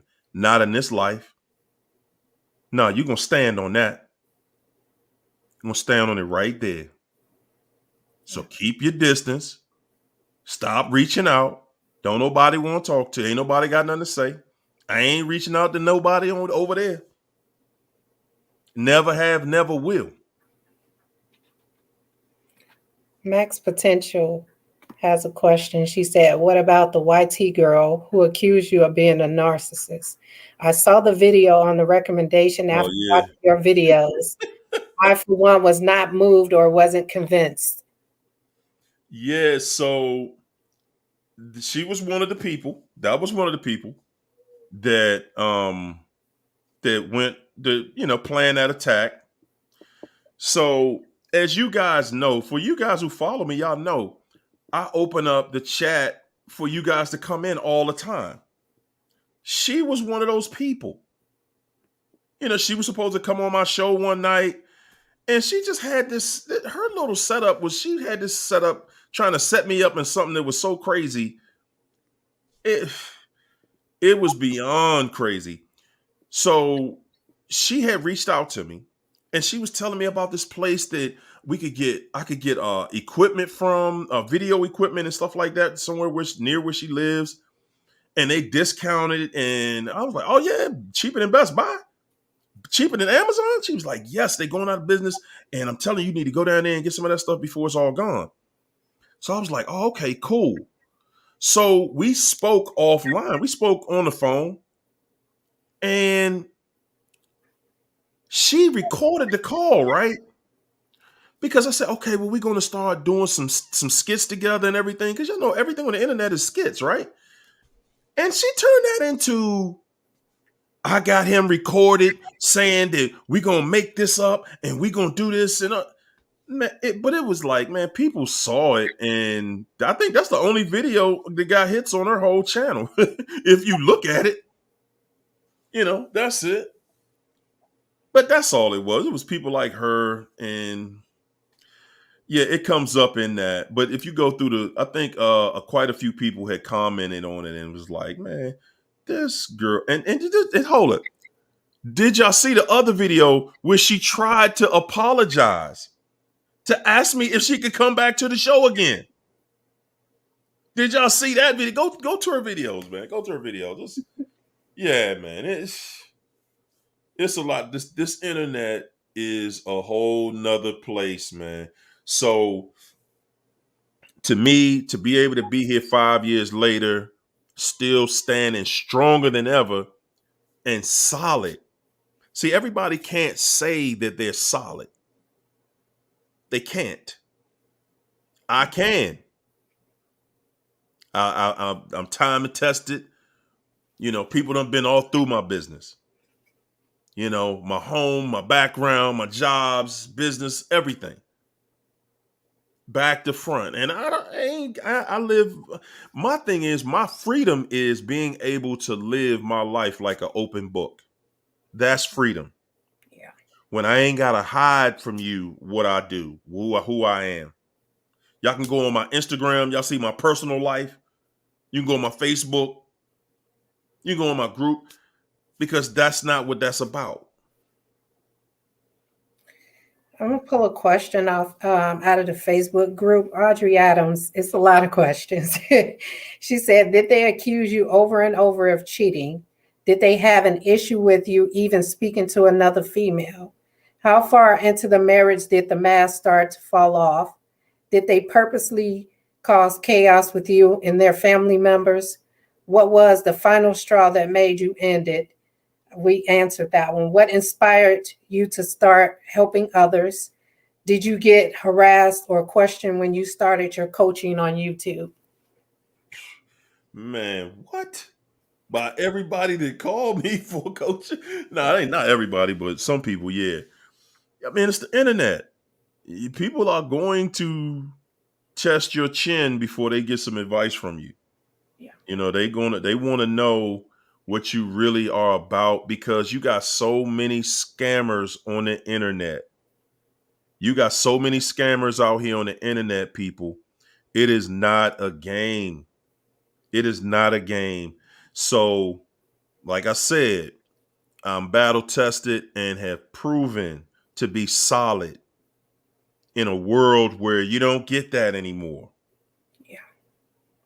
But hold up, she asked one question that I didn't answer. I can't remember what it Did was. they accuse you of cheating over and over again? Did she accuse me of cheating over and over again? Both. She wanted to know about both relationships. The one with No. The first one we was I didn't cheat after we got engaged, but before that, I was buck wild. When I was legally entangled, legally married, you know, I think I found out she cheated, and I never pretended to be over that. I never got over that. So that was always a roadblock. So before we say that he was cheating too, no, we never got past you cheating. We had an agreement. You was leaving. That was the agreement. If you get caught cheating, you leave. Okay, you didn't follow the agreement. Okay, then. Well, ain't no agreement. Janet Cross wants to know, how many narcissistic people have you had to deal with? Quite a few. Several, man. Oh man, several. Not just in relationships, not in just male female relationships, but some in family. My mother's second husband. That fool was, good gracious. She don't want me to talk about her though. But yeah, I mean, relatives, friends, people I've known for years. Yeah, I see it coming out. I don't pretend about it. Co-workers, man, I got co-workers that's watching my video now. Some of them cool with me. Some of them throwing hate darts at the screen. Some of them spitting at the screen. Hate him. I hate him. They Aaliyah just they Bella, just they just push me up higher every time. Aaliyah Bella wants to know what happened and how did God bring you back to religion again after not being for a while? Well, I think that when you hear things, you hear truth. And when you're speaking to people and somebody says something that resonates with you, you listen. And when you start listening and you go from one place to another place. So I started out in the Pentecostal church. That's where I grew up, Baptist, Pentecostal, all my life. And I think when I turned 20, 21, maybe 22, I started listening to the Muslims. And that's when I think Minister Farrakhan was like really big. And, I started following that movement. And I think in both, in the church and in the mosque, I think I was in a place where I saw that it wasn't what I thought. they're saying one thing, but it's not what I thought. And there were things that I didn't agree with. And after that, I think I just was like, I think while I was dealing with the narc for the most part, I went through most of those phases of getting to a place where I'm like, man, you know what? I don't believe that there really is a God. I don't believe that there was actually a beginning. I believe that we were always here, because what happened 10 seconds before time began and what will happen 10 seconds after time ends. So, it was some cloudiness there for me. It wasn't nothing that was crystal clear, right? But there was always that voice that was in me. And that's what I could prove. And I said, I'm not going to speak about God until I can prove it. So now when I speak to you, or I can speak to anyone, and I can identify God right there. So you can tell me there's no God, but I can prove to you that there is. So, I think that my personal belief is that, you got to question God too, because you really got to make that relationship real. It can't just be that I just believe it because someone so said it. You got to believe it because you know it. You got to believe it because you can prove it. It ain't just talk. We don't live in a world where you can just talk no more.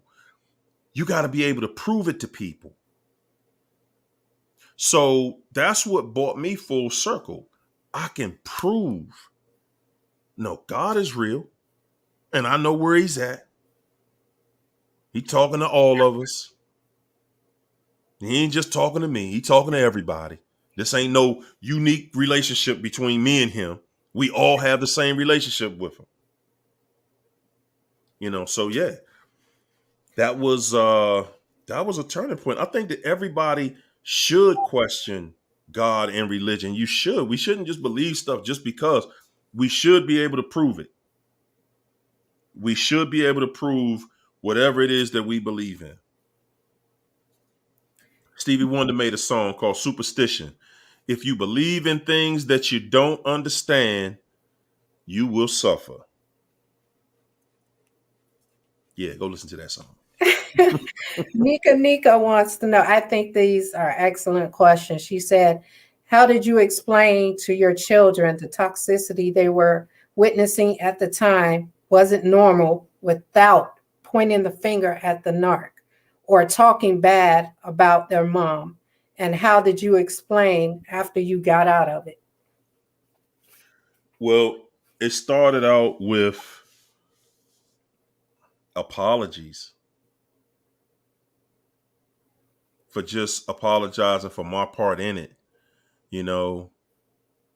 and telling them, that I just and honestly, guys, there were some parts in there, especially for the oldest boy, that I gotta take responsibility for, because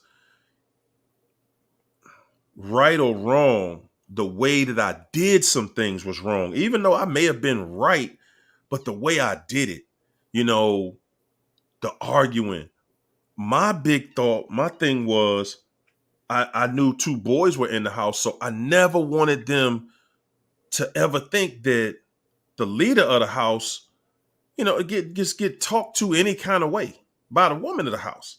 Like, it ain't no respect. Like, that's acceptable.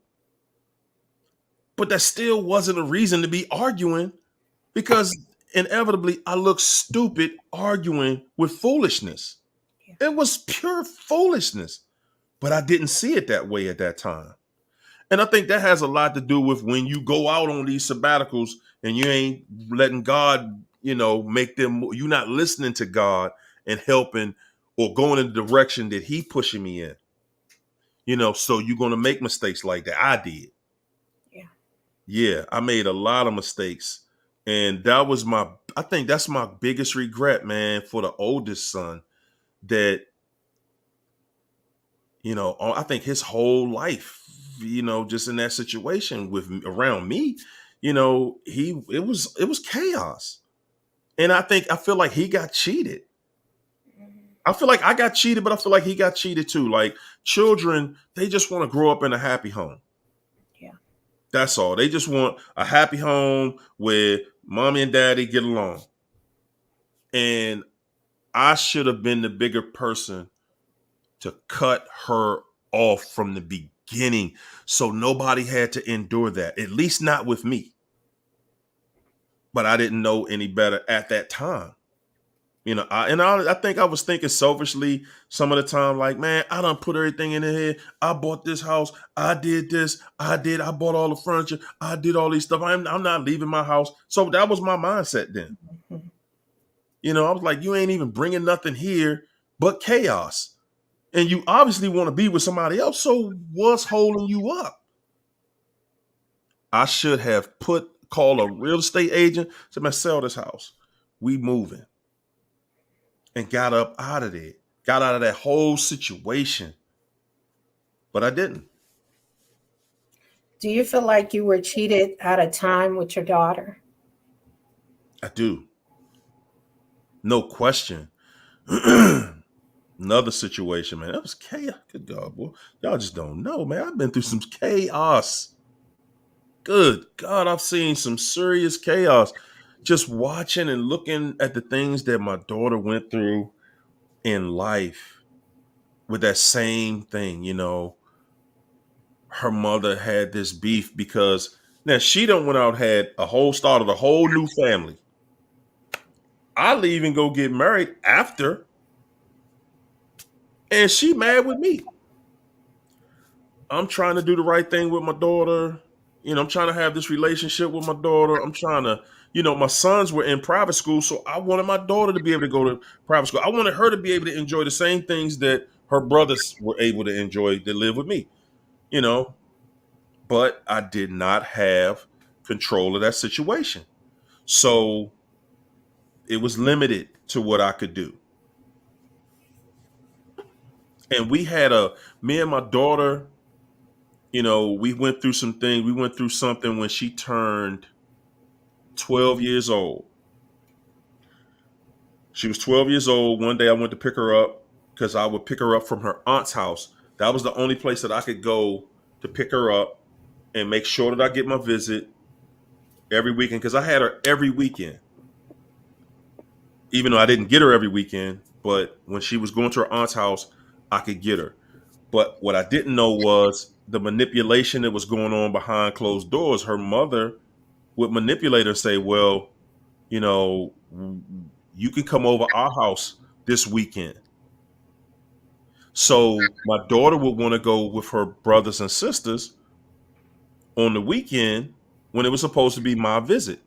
But during the week, she couldn't visit her brothers and sisters. She lived with her grandmother. So yeah, it was a lot. It was a lot. JBE 162 had a question for me, but I'm going to reverse it and give it to you. And he said, how do I release and put down this baggage and move ahead with another love? I've been ruminating for far too long. Man, when you're gonna stop ruminating, when you accept the fact that, man, she don't want you, she never wanted you, and you just look at that whole situation for the truth. Look into it for the truth in it, because the truth is what makes you free. She didn't want you. She don't want you, bro. She don't want nobody. You not her pick. Nobody's her pick. She just you gonna see her 20 years from now. She gonna be doing the same thing. You think you missing something. That's what we holding on to, because you think you missing something. I promise you, I've seen the other side, bro. You ain't missing nothing. The same thing is going on. It was going on with you. You just don't see it. And you are looking at yourself and blaming yourself. Well, maybe I wasn't this. maybe I wasn't that. You got to be able to look in that mirror and you got to come to an understanding of exactly who you are. Forget about what everybody's saying you are. Listen, like I said, I was online early today, man. This female tried to tell me that I wasn't this incredibly dark chocolate handsome man that y'all see before y'all tonight. I was like, ma'am, who are you referring to? Because you're not referring to me. You are not.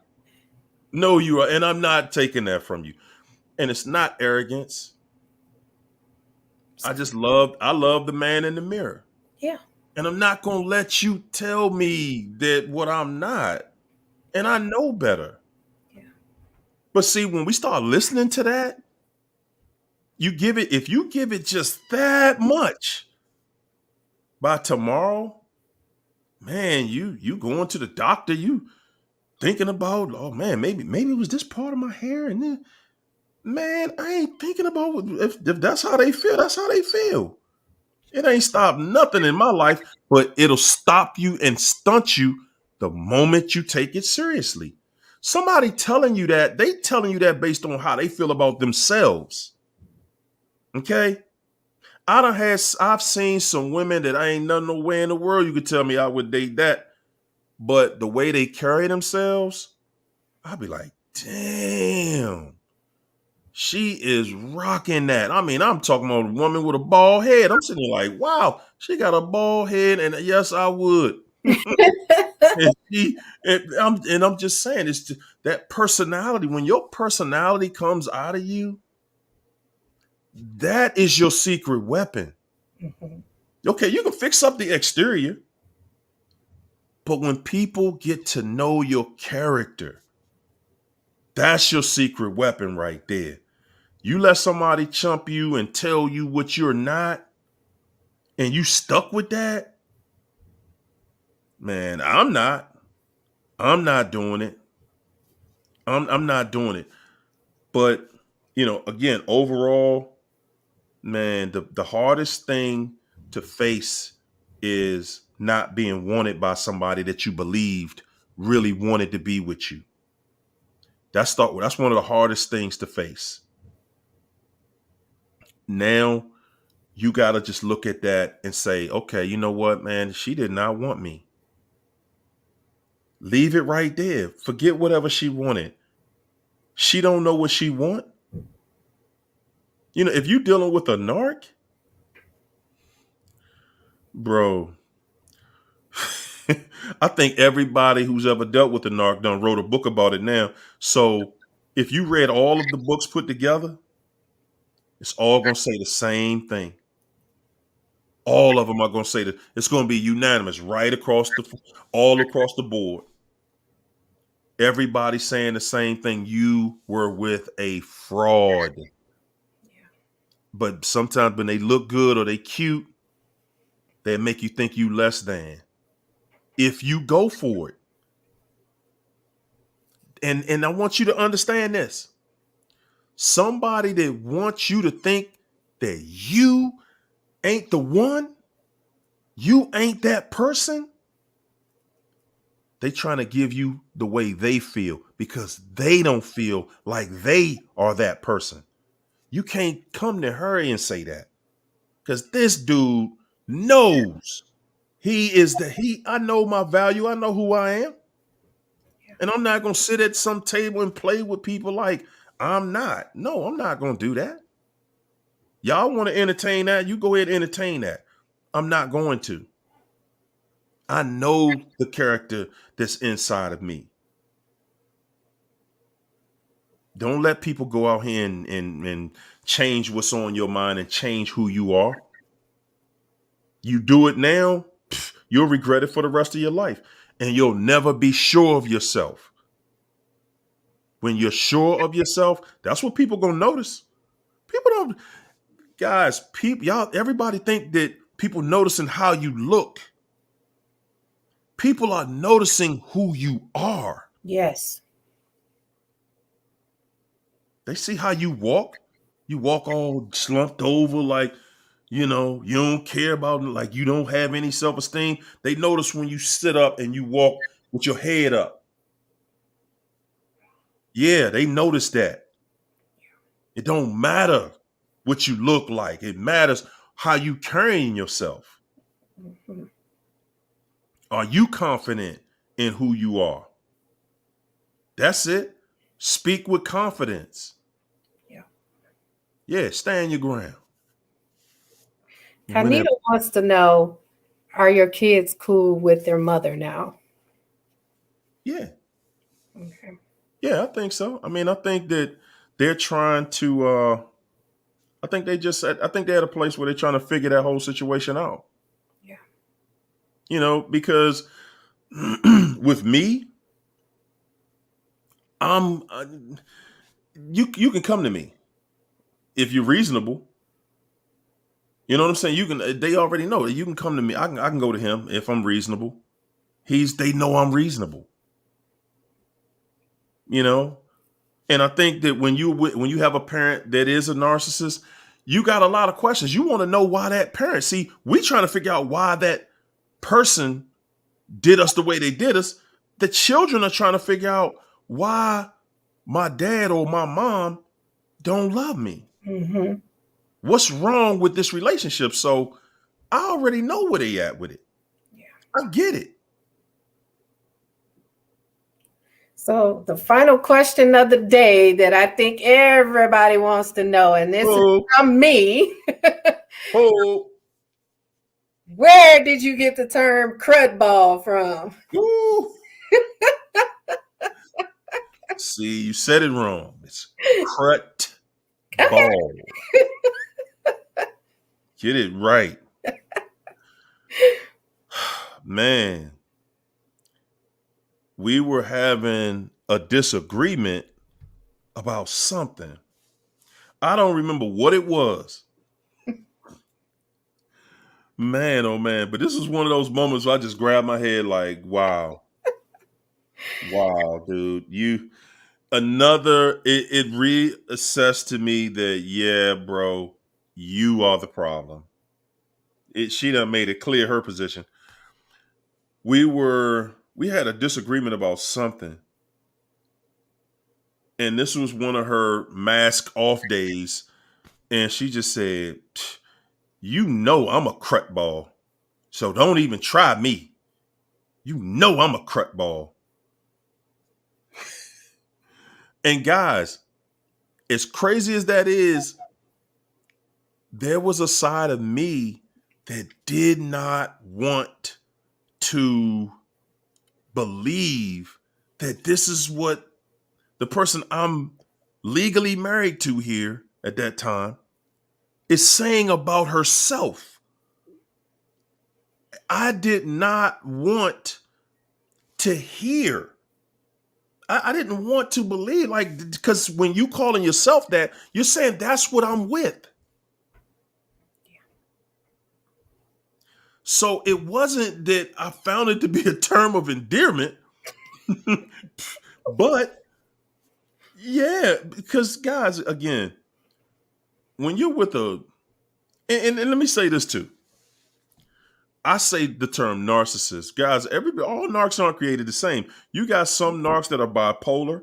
You got some that are just absolutely psychopathic. Mm-hmm. We're not in the same house, guys.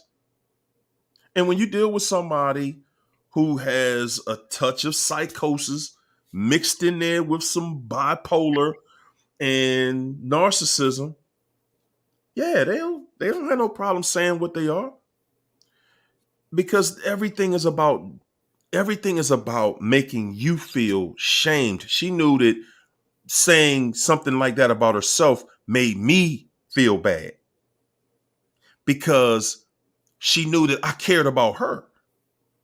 So it's still something that hurts you. Yeah. You know, it's like, I'm gonna hurt you because I'm what I'm doing to me. And guys, that's what a lot of these narcs are doing. They're hurting you by hurting themselves. That term, slice off your nose to spite your face, they'll do that because they're like, yeah, I'll slice my nose off because they know now you got to walk around here with me with a sliced off nose. So it's hurting you more than it's hurting them. Yeah. Yeah. Y'all got most of the story. I mean, it's about another 500 chapters to this, but y'all got most of it. We didn't even get to the wild goose chases and all that stuff. Oh my gosh. Woo, boy. I'm gonna give y'all one of them though. I'm gonna give y'all one of them because we would go out sometimes, right? Sometimes, and it's just any couple. Sometimes the woman is gonna go out with her girlfriends. Sometimes the guy's gonna go out with his fellas, or they'll go out after work, so whatever. So when she would go out, I would always just be like, cool. You need anything? You good? How can I help you go out with the girls? Because it wasn't never just the girls like that. And then sometimes the girls would come back and somebody would snitch on her. Like, one time somebody very close to her snitched on her and said, yeah, why did you get that guy your number? Whatever. Do y'all. Whatever. But when I would go out, good God Almighty, man, we've had 2 wild goose chases. One I'm gonna tell you about one of them. I'm gonna give you the second one because the second one gonna be in the movie. First one, I was going out. It was a birthday party for a coworker of mine, right? And we were going on this boat ride. And I had told her like the week before, hey, next week we going out. My buddy Sean's birthday, co-workers, everything. It's a boat ride, it's gonna be a band, stuff like that. And it was the date came up. I think it was a Friday night. It was a Friday or a Saturday night, y'all. I think it was a Saturday. And I'm getting dressed and getting ready to go out, right? And then she gets started. Anytime I say I was going out, she gets started. Why, when you go out, I can't go? But if I'm going out, you can go. And I'd be like, well, you would say I could go, but it's you and a bunch of women. Why would I? No, I'm not doing that. I ain't coming out there. I'm the only guy and it's a bunch of women. That's not, no. You just saying that because you know I ain't going to go. I said, but you go and you have a nice time. I'm going to have a nice time. That's it. Man, I get dressed. So she hides the keys to the car. Hides the keys to my car. So I said, okay, no biggie. I got a key to her car. I go outside, get in the car. She chases me out the house. We damn near running. She blocks the car in, right? I'm trying to back out the driveway. She pulls up right behind the bumper of the car in my car, so I can't move her car. I go and cut in through to the backyard in the car. So now I'm driving around the back of the house in the grass, car spinning around. She go chasing behind me. Listen, this is a high speed chase over you going out tonight. I get about, oh boy, I get about a mile away and she give up the chase because she couldn't see that good at night. So she stopped chasing me, right? Then she calls me on the cell phone. At this point, we got cell phones, everything up to date. I get down here with the fellas and everything to the place, and it's just a crazy feeling to have to go through that before you go out, right? Because I ain't never did that to her. She going somewhere, go ahead, just whatever. I'm going out. It turned into the 5 o'clock news. we down there when we all on the same plan, right? So this another thing, y'all. That joint cell phone plan, don't ever do it. Just y'all, you got yours, I got mine, and we good. Because when you leave a plan and put your plan on somebody else's because they supposedly got a better deal and it's less expensive and you ain't hiding nothing, I went for all that mess. Put my number on there. You don't have the rights to go on that person's account, even if you own the account. You can't just take your number back and go to another account. And I had a business in that with that phone number on it. So, oh my God, it was crazy. So I'm down there at the boat ride, about to get on the boat. She turns my phone off. She cuts the service off. So everybody around me can see at this point, like, dude, what in the hell going on in y'all house, man? I done went through a wild goose chase obstacle course to get down here. Oh my goodness, man. Woo! Focus for Life. Mwah, thanks for the super chat. Focus for Life said, do you ever sit back and think about how sick narcs really are? Almost daily. There's nothing attractive about them when their mask slips, man. That's so well said. And that's one of the main things I try to get people to see, that once that mask is no longer on, you dealing with what you're dealing with. You dealing with straight up hell. I remember I used to say, man, listen, I've been in every room in hell, y'all. Every room. You don't want to be in there. It ain't nothing good about none of them rooms in there. It's nothing good about these people. We ended up, and some of us still worried about if they ever get it together. Will they get it together? Did they get it together for the new person? No. The new person actually got it. Listen, the new person is telling the lie to themselves now. They're telling the lie that they not, oh no, the narc ain't gonna do that to me. Narc already doing it to them. By any association with them, they're already in charge. They're not in a relationship with somebody who has boundaries. Okay? You think they left you to go to somewhere and to do right? You need to see help for real if you believe that. If you believe they went somewhere to do right by anybody, you lost your mind. You have lost your mind. Oh, I ain't going to do right here, but I'm going to go over here because this person demands that I do right. Ain't never happened, ain't going to happen. They're not here for this boundary stuff, y'all. They're not doing it.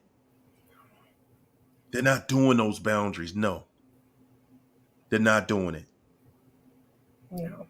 Not a narcissist. No. They're not doing the boundary stuff. Whoo! We made it through there. Yeah. We made it through there, y'all. I was trying to get in as much as I could. Yeah. So Friday night, we're going to be back in the house doing what we do, doing it the way we do it. Man, listen, y'all.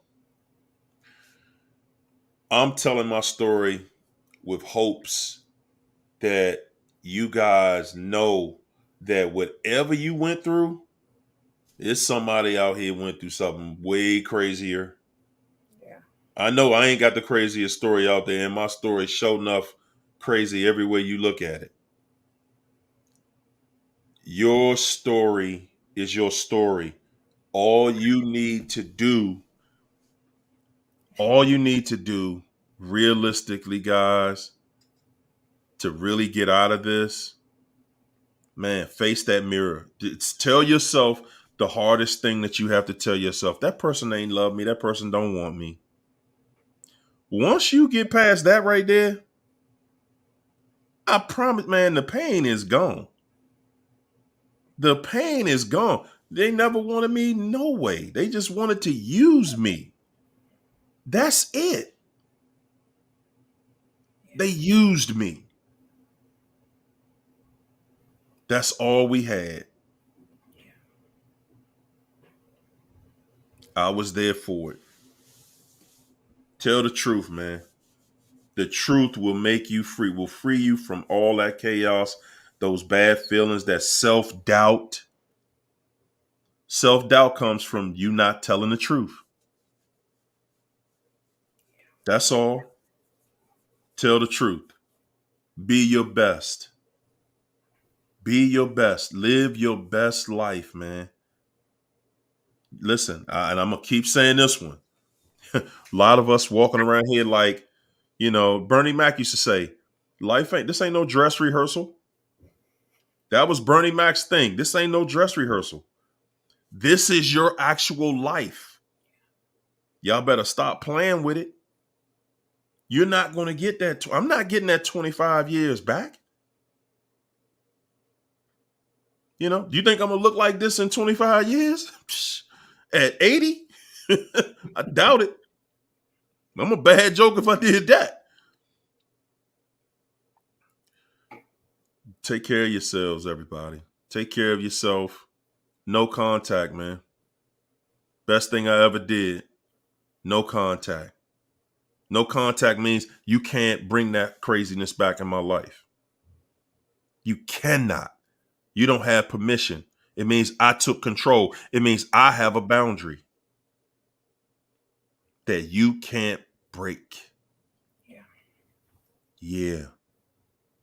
You can't break it. You can't break me. You don't control me. You don't have the remote. There it is. You guys get to witness. You get to witness. Some of y'all been with me from day one, and y'all got to witness the entire turnaround. Y'all remember I used to do this in my library or my other house. I done had to buy a new house, change my whole life, new cars, everything. I had to change my whole life. Did not know that I was holding on to stuff that was preventing me from living my life. Preventing me from living my life. Man, I'm living it, man. I'm living it. I'm enjoying it. Man, oh man.